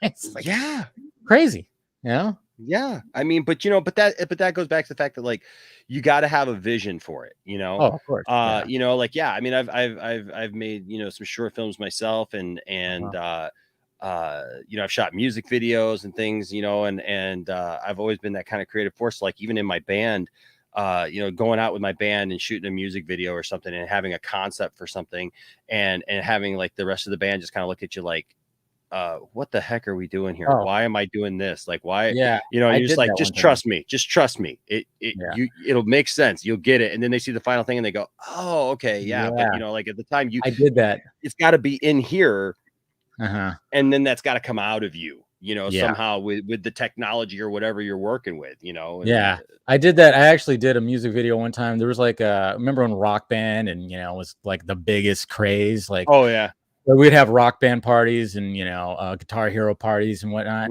But there was like I think Pepsi had like a challenge of like people make a Rock Band like music video, and I was like, hey guys, we got to do this. And we, you know, I came up with this concept. We did Wolf Mother's Joker and the Thief. I'm gonna have to try to find that somewhere because but yeah, it just I mean, I didn't even have an HD camera at the time. It was just a regular DV camera. But I was like, all right, let's have this concept and let's see if we could pull it off. And it was kind of funny because it was a long hot day of shooting because we did it out in the desert, and it had to do with like because I had a couple friends who had Subaru STIs, and it was like this whole concept of Joker and the Thief kind of thing. And you know, when you're doing it, you're kind of just like, what are we gonna do here? I mean, I'm literally like in a car while we're just like, these guys are just like, I'm hanging out and just as they're freaking drifting and all this stuff, and I'm hanging out the window with a camera. So much sand was in my hair and everything like that. It's so much dirt. It was like just a long, hot, messy day. And then of course we had to do like the music video part. And then, you know, you start putting it together, and then my friends were going, oh, okay, this is what you were trying to do. I'm like, yeah, now you get it. And it turned out to be, you know, pretty awesome. And it's just, to have the concept and then the process, it's just it's a beautiful thing. It's cool. It's cool too, especially when we're on our level, like or like you're at a level where like you don't have a budget. Yeah, and you're just like, hey, I'm just gonna make this happen, right? You know, I mean, like I've done that. Like the first music video I was ever part of with a band, like we had no budget and nobody else came to the table with any ideas or whatever. And we had this guy just approach us. He was a filmmaker, local filmmaker, and he really liked the band and he just wanted to shoot a music video with us. And so like he was asking our concepts and stuff, and we had this meeting and nobody else had anything. And I'm like, nobody else has anything, really? Okay. And I bring this binder out and I've got like storyboards and stuff. And I'm like, so here's my idea. And so like they're all like, how the heck are we going to do all that? I'm like, I don't know. We'll figure it out, because like it required like shooting on some locations and finding those locations. And we ended up doing it all for free. Like, and we got everything that we needed and it all came together, you know. Or like the band that I'm in now, we have a song called Get Out of My Way. And we used to be the official band for our local roller derby girls. Nice. And we do all their home games and stuff. We play all their home games. And so we had the song Get Out of My Way. And so we have a female singer, and her and I trade off vocals and do things and stuff. So I had this concept of like, we'll get those roller derby girls, go around the track and stuff, and we'll just have them beat the crap out of me. And just like, it'll be like this thing of like the girl in the band, you know, they're like trying to train her and everything. And it ended up, you know, turned out cool. You know, it starts off like, is this, you know, kind of fight, you know, before the song starts, you know, between me and her. And then all of a sudden, like, we're going to settle it on the track, you know, and these girls are like, you know, nailing into me and stuff, you know. And so, I mean, it's the power of editing. I mean, I love editing. Like, maybe sometimes when I'm just doing like a standard video, I'm like, but if you do something, anytime I do something like a creative, like a sketch or something like that, that's always fun. Like, just to do that. And I've been trying to do that more lately. And there's just something really fun about just putting something together that you're kind of going, is this going to work? Is it not? And then all of a sudden you go, oh, look at that. It worked. Sometimes it doesn't work. Sure. And you can just scrap it. And there's many of those too.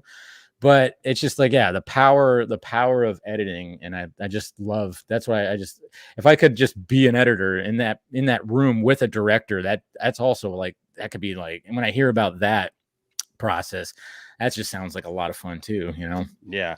Now, okay. So you've always been a pop culture guy. Like, how did you get onto YouTube?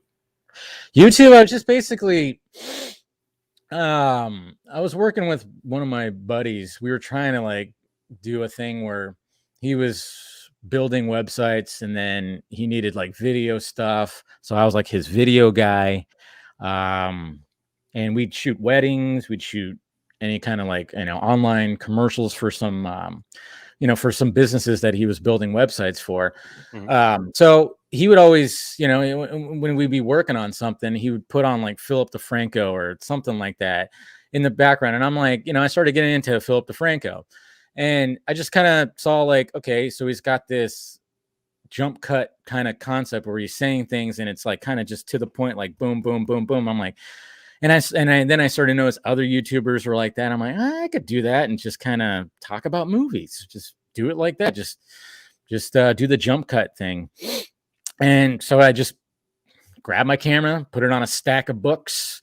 My background was my closet. It was really horrible. And I just thought, okay, and then I can maybe do some sketches in the beginning, be kind of funny, and it just kind of went from there. And then, but I didn't know anything about it. I was like, just post a video a week, just a video, and then maybe, whatever. And then I think it was when BBS finally came out got announced, where I was like, all right, I'm going to cover the absolute crap out of this movie. I'm just going to, anything that comes out, I'm just going to do it. And then, it just got to the point where, it became like almost like a daily thing. And then I was working on an Android website, Android phones and everything. Yeah. They saw my stuff and they're like, hey, can you bring that over here? And I went, okay. So I took a break from just my channel. I was still kind of doing stuff, but not as much. And I was mainly focused over here, trying to build something over here. And I came up with something called the Mandroid Show, which I did every week. Okay. Yeah. Wow. So it was basically just talking about the week's news in Android. And then I had a thing on there that said there was Hot Nerdy Girl of the Week, which was funny. Some people didn't like that, but I was like, come on. Stuff that doesn't play as well. Yeah. Yeah. Right. But it was fun. It was fun. And then, that kind of fizzled out. Then they sold the website. So then I was like, all right, now I got to get back to my channel and just kind of really pump it up. And that was back, 2015, where I was like, okay, I got to really especially that was when BBS was really tracking it. So I was like, okay. And then, but as every week, every month, you're learning something new about this stuff. Yeah. I mean, when it came to live streaming, I mean, it was basically just the decision to do that was because, the pandemic hit and I was obviously doing the vodka stream once a week. But then I was like, all right, what about doing more during the week and just kind of talking about stuff. And, you're still just kind of learning, still just kind of tweaking things, setting up things, and it's always going to be a learning process, but it's fun. As long as it still stays fun. Yeah. Don't get burnt out, which does happen. Yeah. Well, and it's hard, and I keep talking about how like YouTube is fun. Yeah. It's obviously, a cool thing. And then you get to a certain level where it's like now you almost feel like a responsibility because people are watching you. It's kind of a weird transition to go from, hey, this is just something like, I'm just doing for fun or with my family or, like whatever.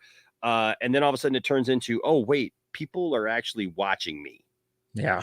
It's surreal. Yeah, it is surreal. It is. Yeah. And so now like this is a thing. And so like I have a responsibility kind of to do this, even though I want to keep it fun and fresh. I feel like, like you don't want to let anybody down either. Yeah. Right. And I think you start appreciating the weight of what it took to get you to the place you are. Yeah. Right. And then kind of like, if you let up, YouTube is like one of those things, man, you let up for like a minute, it feels like, and you just take this huge step back and you're just like, oh crap. What did I do? It's like, oh, yeah, I know. I mean, I've gone on that vacation, Yeah, I know. That's what happened last week. I mean, I always have those two voices in my head, or maybe it's the devil on the angel on the shoulder. It's like basically, like last week I was like, I decided, you know what, I'm going to take the week off. It's Thanksgiving week. it's probably not going to be much news. I'm going out of town Wednesday, but man, I had like that. And I was going, oh, I need to like make videos to fill in the time and blah, blah, blah. So I was like struggling with that. And then I just kind of went, you just kind of like got to stop and go, hey, you could take a week off. It's fine. And then just get back right to it. And sure enough, that's what happened following week, and everything felt like nothing changed. Nothing has changed. Everybody was still around. Nothing was, it's not like you look at your views and they just, your channel completely tanked or something like that. No, but you always like worry about that, anytime that, if I'm gonna end up not doing a show or a vodka stream or something like that, where it's like, nah, just take the time off. You got to do that every now and again. And like even before, there was times where you try things, it's not going to work.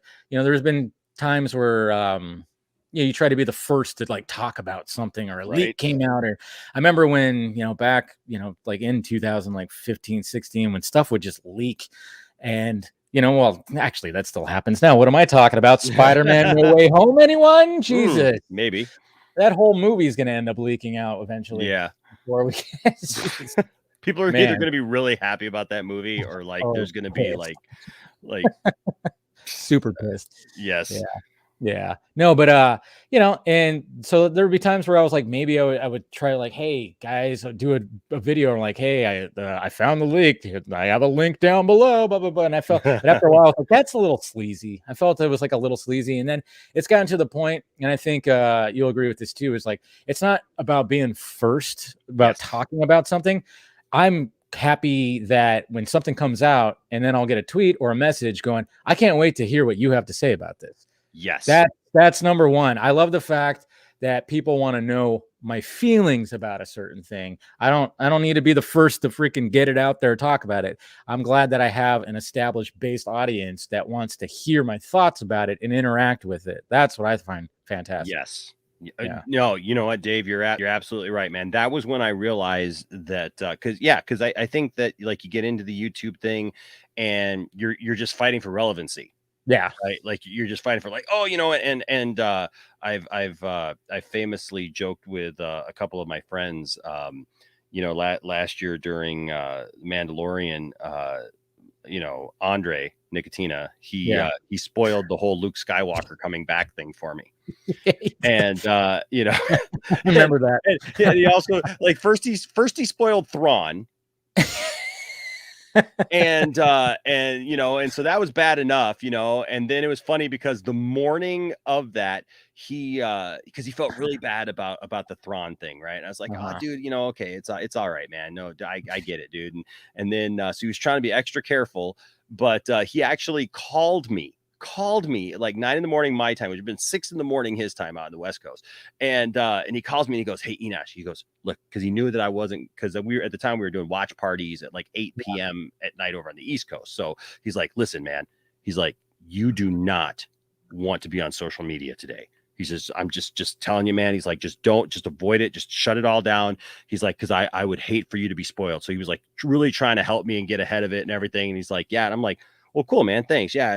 I'll do that. I'll stay away from stuff. Cool. Thanks, buddy. And so like about noon, I'm making a sandwich. I'm doing stuff. And all of a sudden, bloop. And this like video announcement thing for the next day for like that Saturday pops up, and it's like the return of Luke Skywalker. And I was just like, what? And so I called it back and I'm like, hey, Andre, you know what happens when you have a friend who has a YouTube channel and they schedule a video because you have notifications turned on and they schedule a video. I'm like, you get a notification about that. And he just goes, oh no, man, that's not what that is about. No, it's not what that's about. No, don't worry about that. It's not. And it's like, Andre, I understand how it works, man. Yeah, I'm kind of part of it. It's all good, bro. It's all good. Yeah. I'm not mad at you. He's like, dude, I am, and he felt so bad. He called me, I think, like twice more that day. He's just like, it's like, dude, I'm so sorry. And I'm like, dude, don't worry about it. But but it did. And I told him the same thing that day. I said, you know what, man? I said, I get it. You're fighting to be like that guy, the guy who gets it out there, right? Who talks about it first. I said, but Andre, you got people who just want to hear you. Yeah, that's better than anything else, really. Exactly. I mean, and yeah, there's like, it's kind of funny too, because I remember when I first watched Nightcrawler with Jake Gyllenhaal, there was something like when I walked out of that, I kind of went to try to compare it to like that, because obviously when they're talking about doing what they do with the getting to a scene of the crime first and getting the video sold to the first news broadcasting studio first, it just kind of made me go, yeah, see how sleazy things can get in that when you're trying to be the first out there. It's like you could do some sleazy things where you do spoil it for people. You put something, like Luke Skywalker in your thumbnail or something like that. When and that's why I always, when a new big movie comes out, I just go, all right, on that Friday's vodka stream, we're not talking spoilers. No spoilers, no nothing. I don't, but I'll give you a week. Maybe then next week, don't watch because we're going to be talking about spoilers. But I always try to give it at least a week before I start talking about that. But yeah, like you said, it's just, you want to find your place. So you'll do things, and it could get sleazy, which it can. You still see stuff like that. But yeah, but once you get that base of, we just want to hear what you have to say about it, and it's like, that's cool. And I love it when something comes out, and then I get a message and like, oh, I can't wait to hear Film Junkee Live tonight about this. I'm like, there you go. That's what it's about right there. That's awesome. Now, you mentioned it a couple times. Obviously, your flagship show, the Vodka Stream. Most people would want to avoid trying to combine partaking and being live on the internet. Like, look, I have somebody was joking earlier, like about me or whatever. Like, look, I have had plenty of experience with vodka and other things. I broke myself once, and I'm done. For the most part, like, I enjoy something here and there, but like, let me just say, like, we have a day that'll live in infamy that will always be known as Saturday, and sometimes you smell something, it's like, that smells like Saturday. I'm good. So, but I say that because man, you're living dangerously every Friday. Like what gave you this idea? Like, we're gonna have this show, and we're gonna do this while we talk about stuff. Yeah, I know. I mean, like, it's funny because the way that the vodka stream actually started was basically it was just like, all right. It was funny because I think somebody who did not like me called it, like, when I was doing just a podcast, and I would just say like, oh yeah, I'm just sipping some vodka, and then I'm just talking about whatever on just a podcast, audio only. And then somebody was like, yeah, on your vodka stream, and I was like, that's actually cool. That's a cool name. I like that name, vodka stream. Nice. And then it's just going to turn into the whole live stream thing. And it's just basically like, all right, guys, I have this much vodka in my glass. Ask me whatever. Let's talk about whatever until this is done. And then it grew to pouring another, and then it grew to other people joining, and it just kind of just kept growing and growing and growing. And it's turned out to be like, a lot of fun now. I mean, I love the fact, I mean, like you said, it can be dangerous because all of a sudden you start slur, hey, and there's been some times where I'm going, I don't know if I remember the end. How do we bring this thing in? How do we bring it to an end? Yeah. I'm like, there's times you can Steven's off on some epic rant, like he's giving his opinion about something, and you're just letting him go. Yeah, exactly. I mean, like, you can ask Scott. There was one time I think I forgot to have him do his send off. I totally was just because I was just feeling good. But then there's a time where I think it was when Zack Snyder's Justice League came out, and we all kind of, I got as many people on the stream just to talk about it. And Scott, man, he was on. Yeah, he had some drinks because he was celebrating, and we had a fun time. It was funny. It was emotional. I mean, it's just, it could get kind of dangerous, but I don't think it's never gotten, I mean, it's never really gotten, I mean, there was one time where like some people went at it, that was pretty recent, but there was no alcohol involved with that. I think I know you know what I'm talking about. Yeah. It was, but most part, it's just like, it could be a little like, oh man, don't say something stupid. But I think for the most part, got it pretty much in check. But we get a couple of guys every once in a while stop by here at the lounge, and we kind of laugh with them. One is my friend Tony. He's from up in Montreal, and Tony, man, like sometimes you can definitely tell he's imbibing like as the night progresses, and then like some days like he's having a conversation that nobody else is having. Nice. And we love him. And so he literally started with his name on the thing here. He's like, instead of saying Tony, he looks a lot like what's the guy? Ray Liotta. Yeah. So Nice. he would call himself Ray the Drunken Canadian, because like everybody would tease him about being drunk all the time here on the streams and stuff. And so yeah, he just go off on some kind of crazy tangent. And then we had another friend. I can't confirm that they were drunk a couple of weeks ago. Yeah. All I know is we were talking about Spider-Man and like the Spider-Man No Way Home trailer, and like he's like seeing things in the trailer that make no sense. Like we're like, it's obviously Electro, and he's asking questions like I see like a horse, and we're like, man, like everybody on the panel stopped, like, huh? Yeah. Yeah. Like even somebody said like we got to make a t-shirt now. Like I see a horse, Right. or it was like what did he say? Like a female like minotaur or something like, and we're like, that's funny. oh, okay, yeah, sure, Yeah. all right, you do. Yeah. Yeah, no, yeah. I mean, hey, I mean, sometimes, yeah, you'll get that, but like, it's funny too because, anytime that I reach out to get guests, I always kind of worry like, is it if they see that it's called the Vodka Stream, is that going to be a turnoff? Which it can be, probably could be. I think that's why. And there's like sometimes we're some people like, yeah, I've seen that, and like, oh well, this person is sober, but I always go, well, it's not. I'm not saying that it's not required. Not required. Not required. Drink whatever. Drink water. Drink milk. Chocolate milk. I don't care. Knock yourself out. Like there's. It's just because it's titled that because mainly I like to sip vodka, but so it's not never required. But yeah, so I always kind of worry about that. But when it comes to reaching out to people, but most of the time it's just. And I've even had some guests on where like I think even Samantha said one time, or like when I interviewed her, she goes, you know what, I thought about having a drink, but I was worried of things I might say, and and it's just like, yeah, hey, if you think that something's gonna come out, don't have a drink. Drink water. Yeah, just right there. Well, that's what it was. That was what I think it looks like. The female shocker. Like it's the shocker, wow. And it's the female shocker. Like wait, not only is it not only the wrong character, but the female version. Like what are you seeing here that we're not seeing here? Yeah. Yeah, something tells me maybe something else was involved in that. Maybe he ate a cookie or a brownie, or something. Yeah, that had something else in it.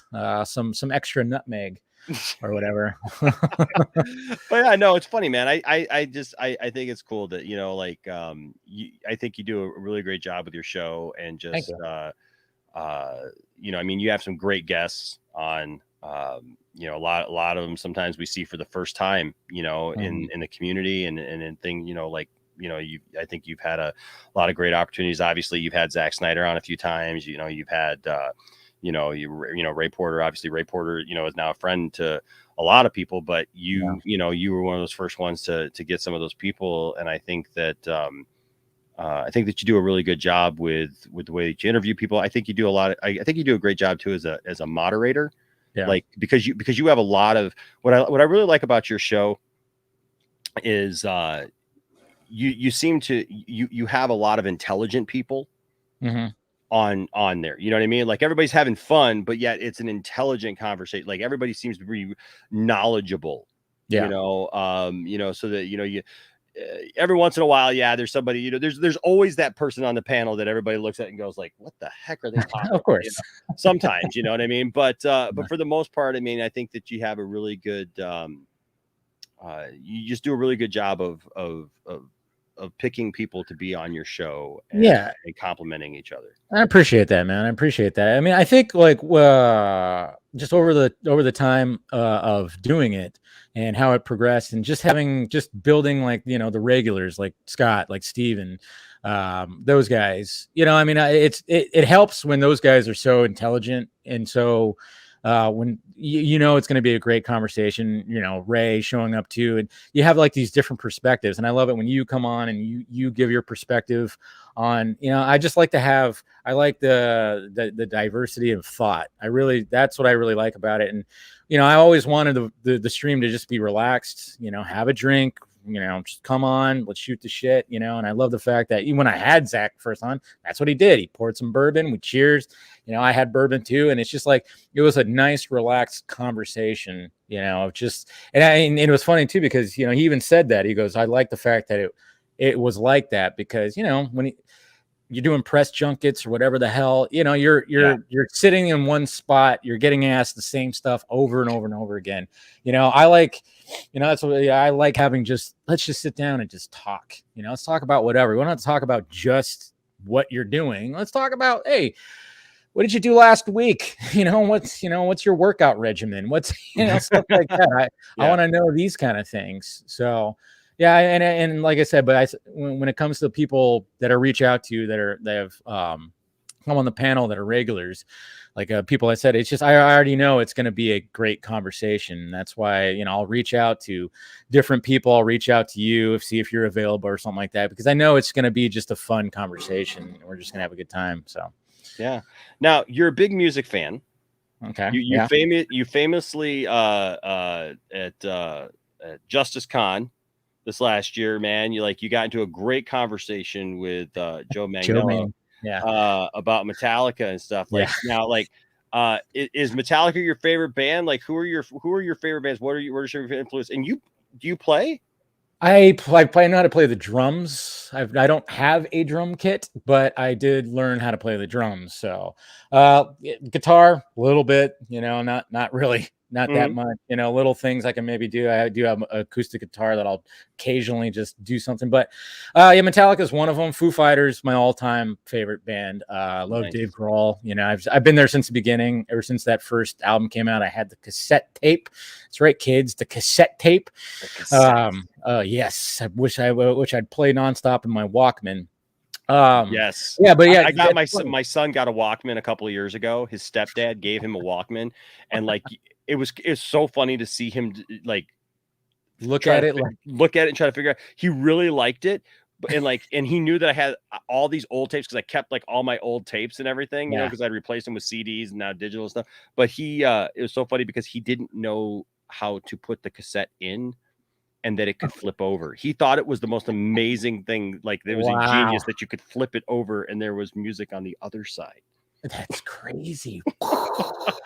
No, but speaking of that Joe Mang interview, that was one of the things where I was like, all right, because anytime, especially when it's somebody like that, anybody who's up there, I'm sure you felt it too. Like when you've interviewed people where you kind of go, all right, crunch time, beforehand, you kind of get a little nervous. There's always going to be a little bit of nerves, and my process is always. No, I'm sorry, what's that like? Yeah, you're just cool. You're just relaxed. Chill.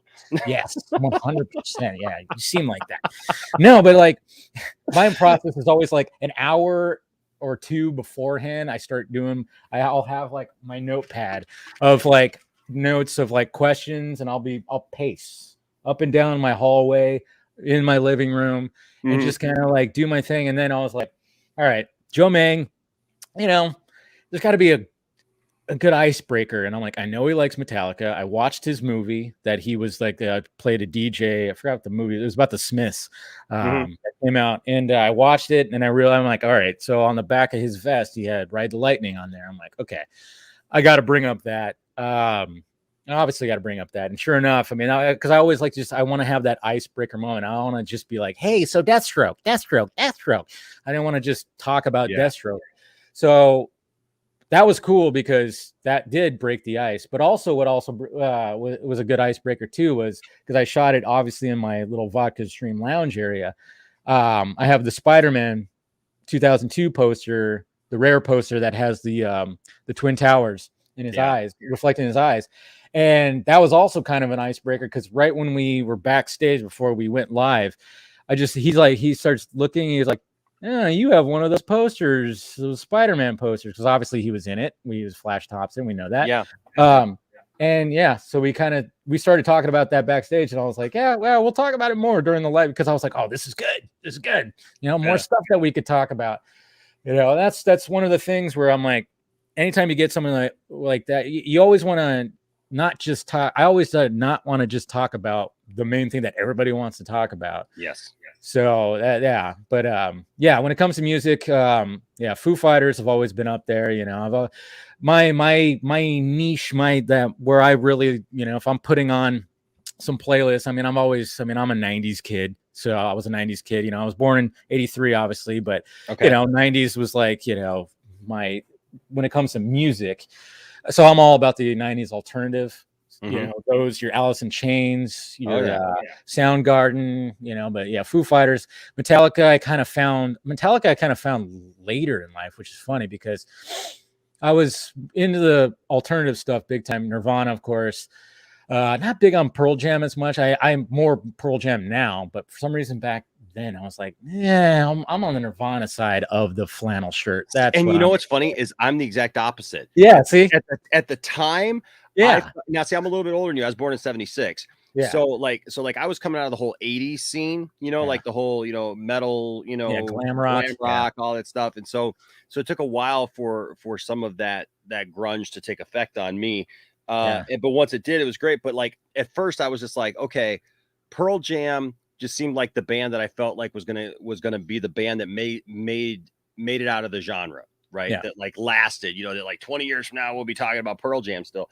And it's funny because now I look back and it's like I'm much more of a fan of Nirvana, even though at the time I was just kind of like, well, you know, like as a guitar player, like I could literally sit down and teach you to play the entire Nevermind album, like your first time sitting down, you know what I mean? But like what's interesting is like David Grohl is, to me, the coolest thing that came out. I mean, sonically they were something. They were, you know what I mean? Like it wasn't that you know, Cobain's guitar playing was like, you know, innovative or whatever, you know, it wasn't that. It was that they put an eclectic types of sounds together. Yeah. Well, I mean, we have to remember too that Nirvana had an album before Nevermind, Bleach, which didn't have Dave Grohl on it. And when you listen to it, it's still a good album. And it's like a little more metal than it actually. If you listen to that album, there's got some metal riffs in there. I'm like, whoa.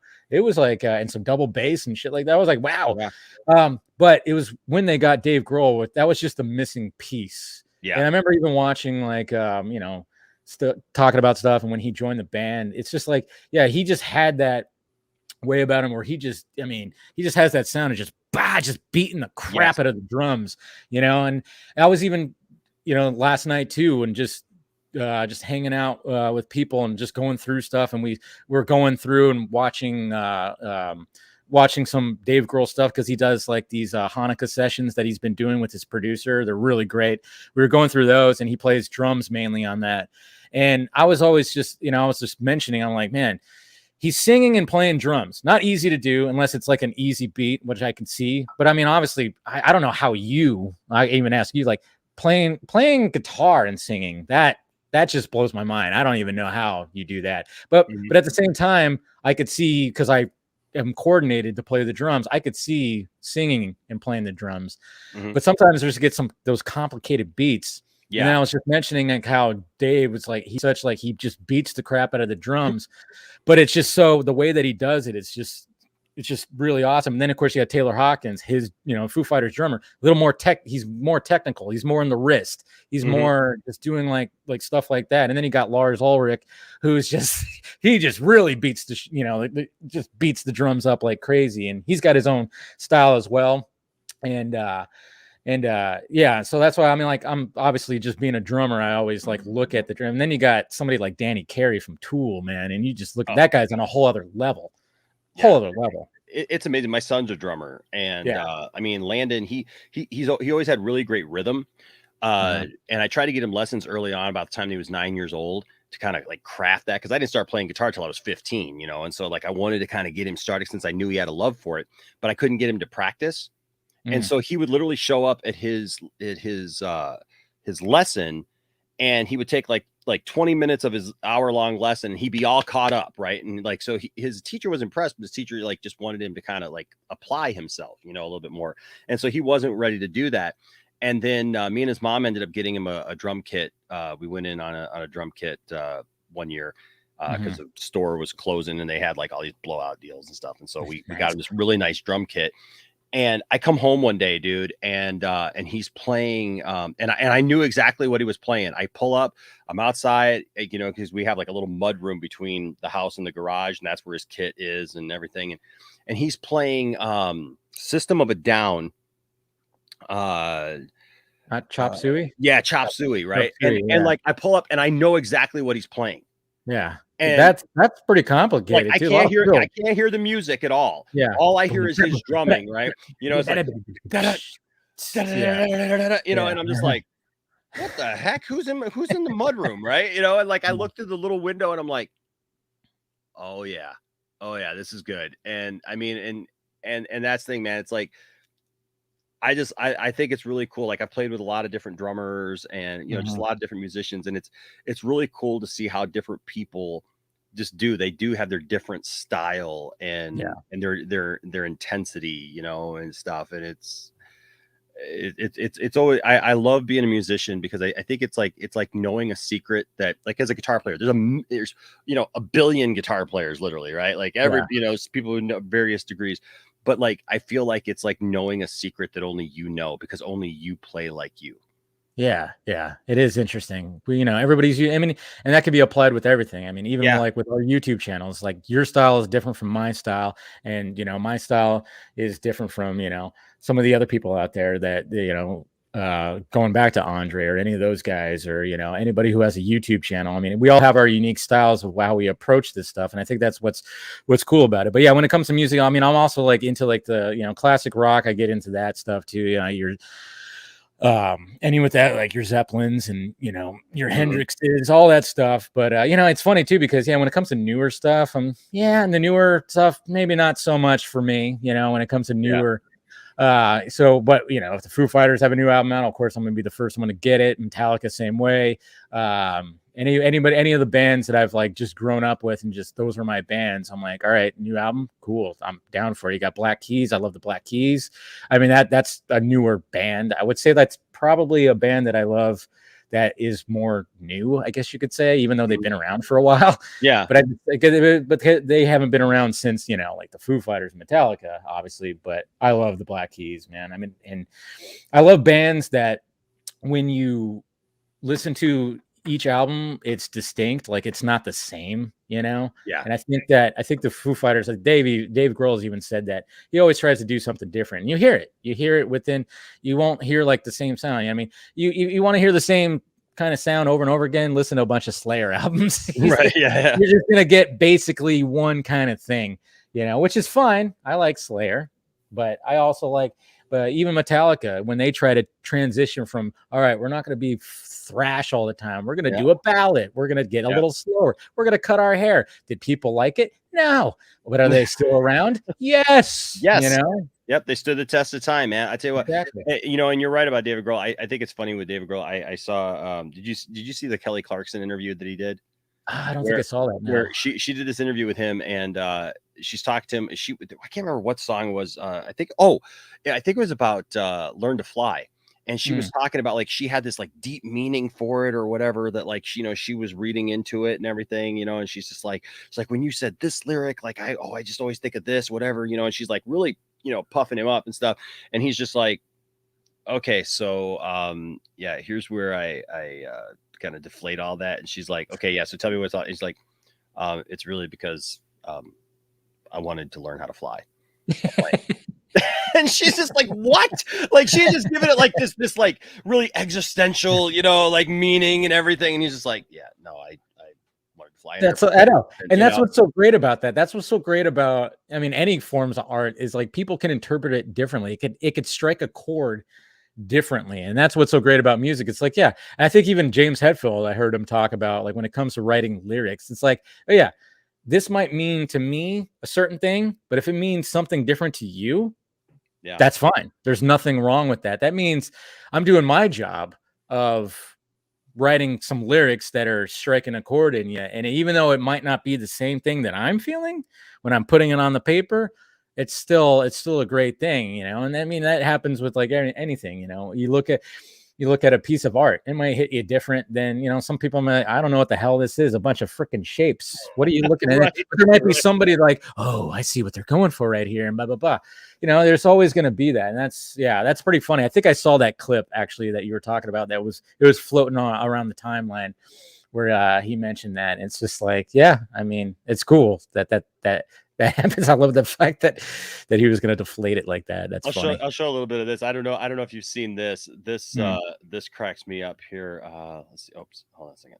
I saw this. Speaking of Dave Grohl, just because I like Dave Grohl because he's so freaking talented, and yet then at the same time he doesn't take himself seriously. Not at all. Not too seriously. And I don't know if you saw this. Yep. Sure did. I don't know if this is new or old or what this is, but I just got it for the first time. This is part of the Hanukkah sessions that he's doing. Is it? Yeah. This is the first one that they did on the first night of Hanukkah. Because Lisa Lou, I guess, because what they're doing is him and his producer is Jewish, and so they're doing covers of Jewish artists. And then it's so great. It's so fantastic. Oh my gosh. This is so good. Oh man.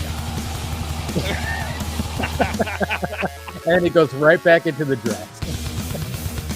This is so awesome, man. I love it.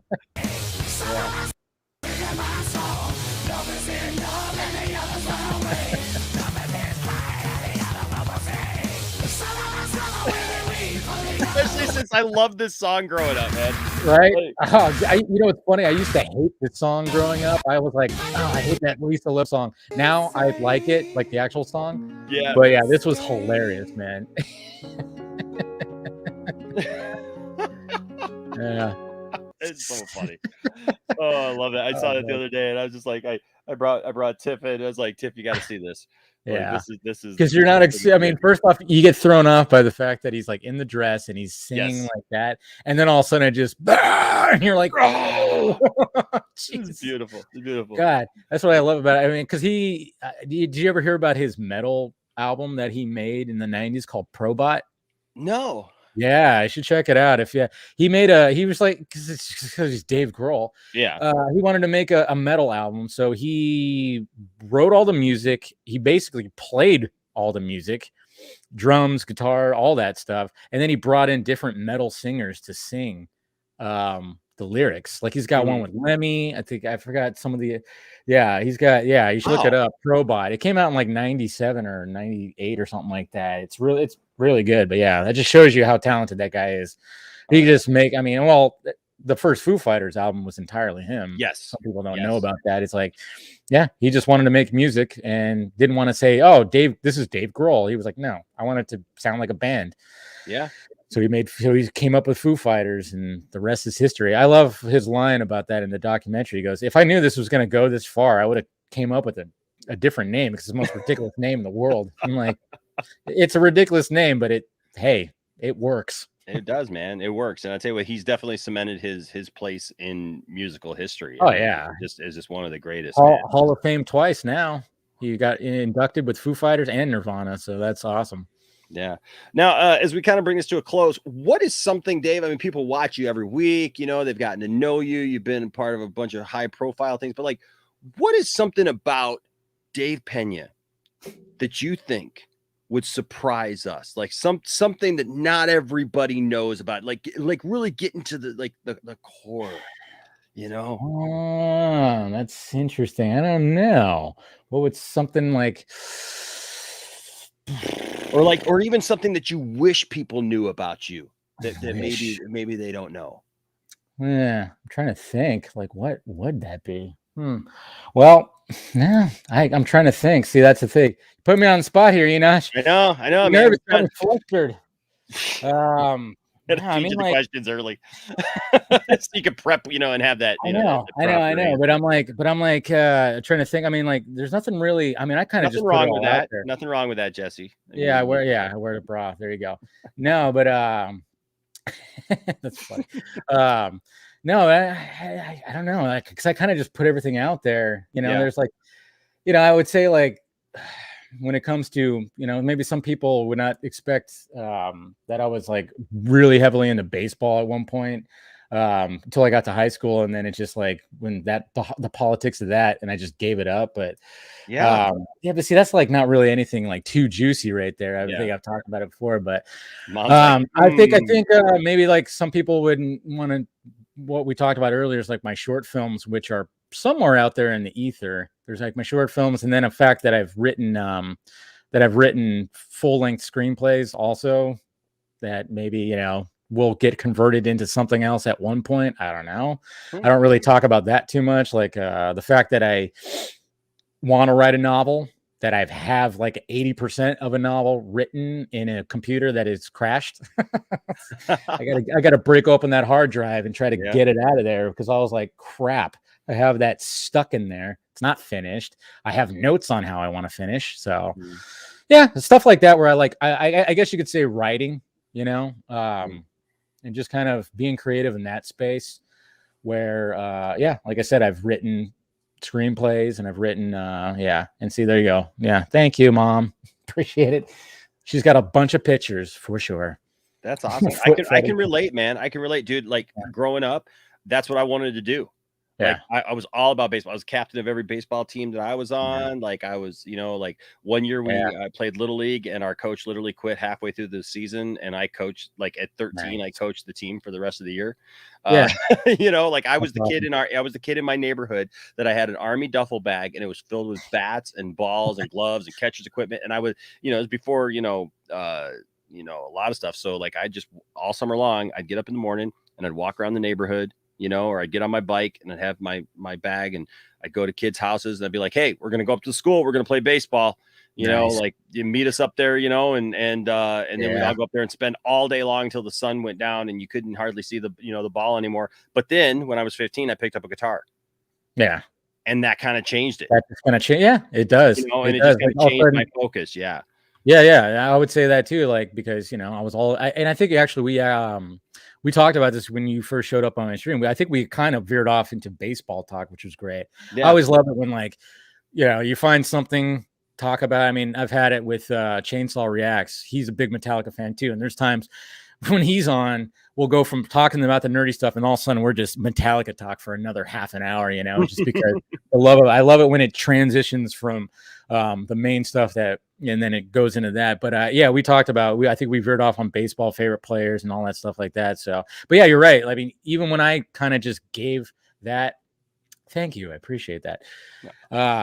But yeah, you kind of get to that point where you just kind of drop it. And then for me, it was, you drop the bat and I picked up a camera, kind of thing, where it was like, then all of a sudden I'm like, I want to make fun stuff. And me and my friends would make, just sketches, just sketch videos and whatnot with old stupid cameras. I would spend the night at someone's house, and the whole night we're just coming up with ideas and filming like little no edits. Of course, we didn't know anything about editing. It was just all doing whatever. And it was hilarious. It was hilarious. And I wish I could find some of those old tapes, because they were so funny. But yeah, so I'm with you on that. Like, we used to do that with audio. In fact, I'm looking at like right now, I got an audio cassette from when I was like 12 years old, man. And just like doing like radio programs and stuff like that. And who would have known? Like I worked in radio for a while and everything, and it's like, you just, man, you just transition stuff, man. You just do it on like a different level.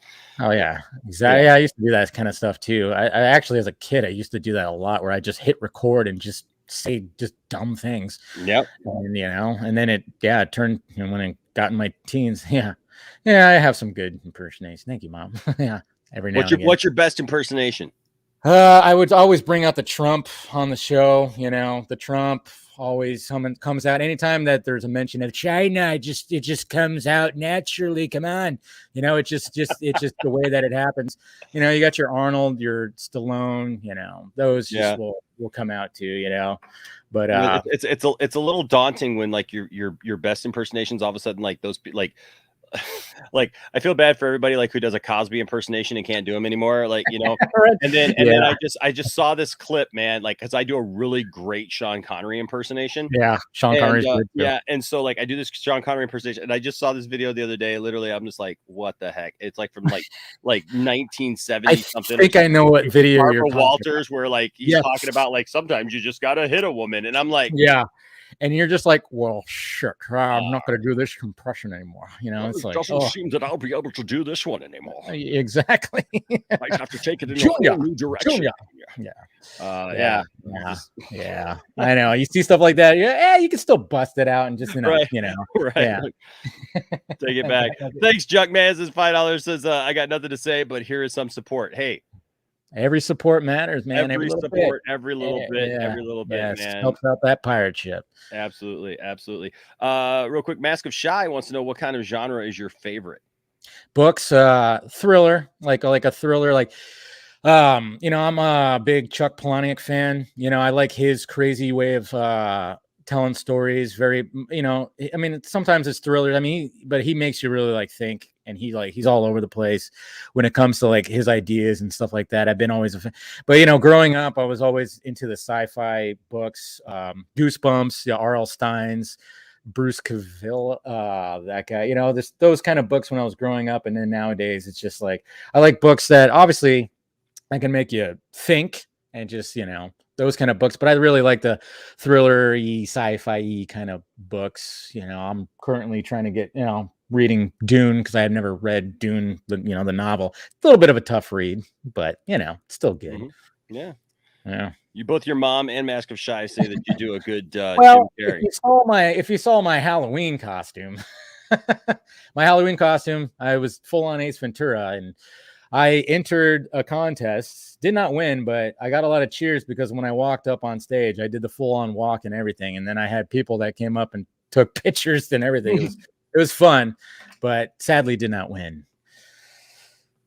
What? Oh yeah. Great Scott Mendes. Well, because when the reason why I never heard him talk, obviously we know who Scott Mendelson is. Yes, right? yes. And I never heard him talk. You only just saw him. And then there was one time, I think it was when Zach was getting he got some kind of award, Critics Thing Award earlier this year. And it was happening during a Film Junkee Live. And right after that, all of a sudden, Scott Mendelson was like the next thing. And I was like shocked because it just like, I even did it live because all of a sudden he showed up and we're like, oh no, it's him. It's Mendelson. I didn't realize because he kind of sounded like Little Nicky. He was like, hi, I'm Scott Mendelson. It's just the way that he talked. I was like, whoa, I did not expect him to sound like that. He sounded a little Nicky, Little Nicky a little bit right there. And I was like, so I just started doing that. And anytime it mentions him, I just go, I'm Scott Mendelson. Yeah. So yeah. Now I'm just gonna hear that. Yeah, exactly. Yeah. Now I'm just gonna hear that. That's awesome. Yeah. That's awesome. Well, Dave, man, this has been fun. Thank you for coming on, man. I really appreciate it, man. And like I said, I always enjoy what you do. Appreciate what you do. Appreciate what your contribution has been. Just to the support of the fandom, obviously, that we're in, but then abroad. I think it's a good testament. Like, look, we're always going to get pegged as like the Zack Snyder guys, right? Of course. Like, it doesn't matter just because we were supportive or whatever. It doesn't matter that like if we go like 3 months without saying a thing about Zack Snyder. It's like nobody watches those episodes, right? Like at least the people who want to comment and like, yes, you just love Zack Snyder. You just talk nothing about Zack Snyder. Well, I haven't talked about Zack Snyder in 3 months. Well, but you're obsessed with Zack Snyder. Yeah, I know. It's always funny. It's always funny when you see and that. Look, people can say whatever they want to, man. Like, like I've been saying this for a while. I will trust and listen to the people who actually talk to the people that I care about instead of worrying about what somebody who is speculating. Like I said, speculation is fun, it's great, but when you're looking for real news and and trying to figure out where you stand on stuff or like how things are actually going down or whatever, man, I appreciate your takes. We've had some great conversations, just you and me, even before after streams and stuff like that, and I appreciate what you do. I appreciate how you do it, and that you're a positive voice, not just in the Snyderverse stuff, but in the entertainment, streamers and stuff like that in general. And I think that we need more of that because there's just, I don't like to talk about it, but there's a lot of negativity out there. There's a lot of, people just eating each other up, trying to, like we talked about earlier, trying to be first or trying to do this or that, trying to scoop somebody else or, do whatever and, get ahead and stuff. And, I always feel like it'd be so much better, man, if like, hey, we work together. Yeah. We partner together. We, just be honest. Collaborate. Yeah. I know that, drama doesn't, sells probably a lot more, but look, I went through my own drama. That's how I met you. Did. Right. Yeah. And stuff. Yeah, and then at some point you realize, this is exhausting. This is not how I want to this is not what I want my channel to be. I'm like, I never wanted my channel to be like that. My channel was my family. And then all of a sudden I was thrust in the middle of that, so it's like, you realize that, some people don't realize that. And they're constantly chasing that next drama thing, I appreciate that about you, that you're not like that, and that you're genuine, and what we see is what we get. So why don't you tell everybody where they can find you if they don't know who you are for some reason, or this is the first time they've ever seen you, or maybe they've, honestly, like I think we take for granted sometimes that everybody just kind of knows who everybody is. Yeah. And sometimes like people know of people, but like they've never actually tuned in, like maybe, they've heard of the vodka stream or whatever, but they've never actually seen it, So yeah, true. Tell everybody where they no, I appreciate, and thanks for having me, man. This was a great conversation. I always like talking to you, and, and just to say something, great about you is like the fact that since you kind of came into the mix,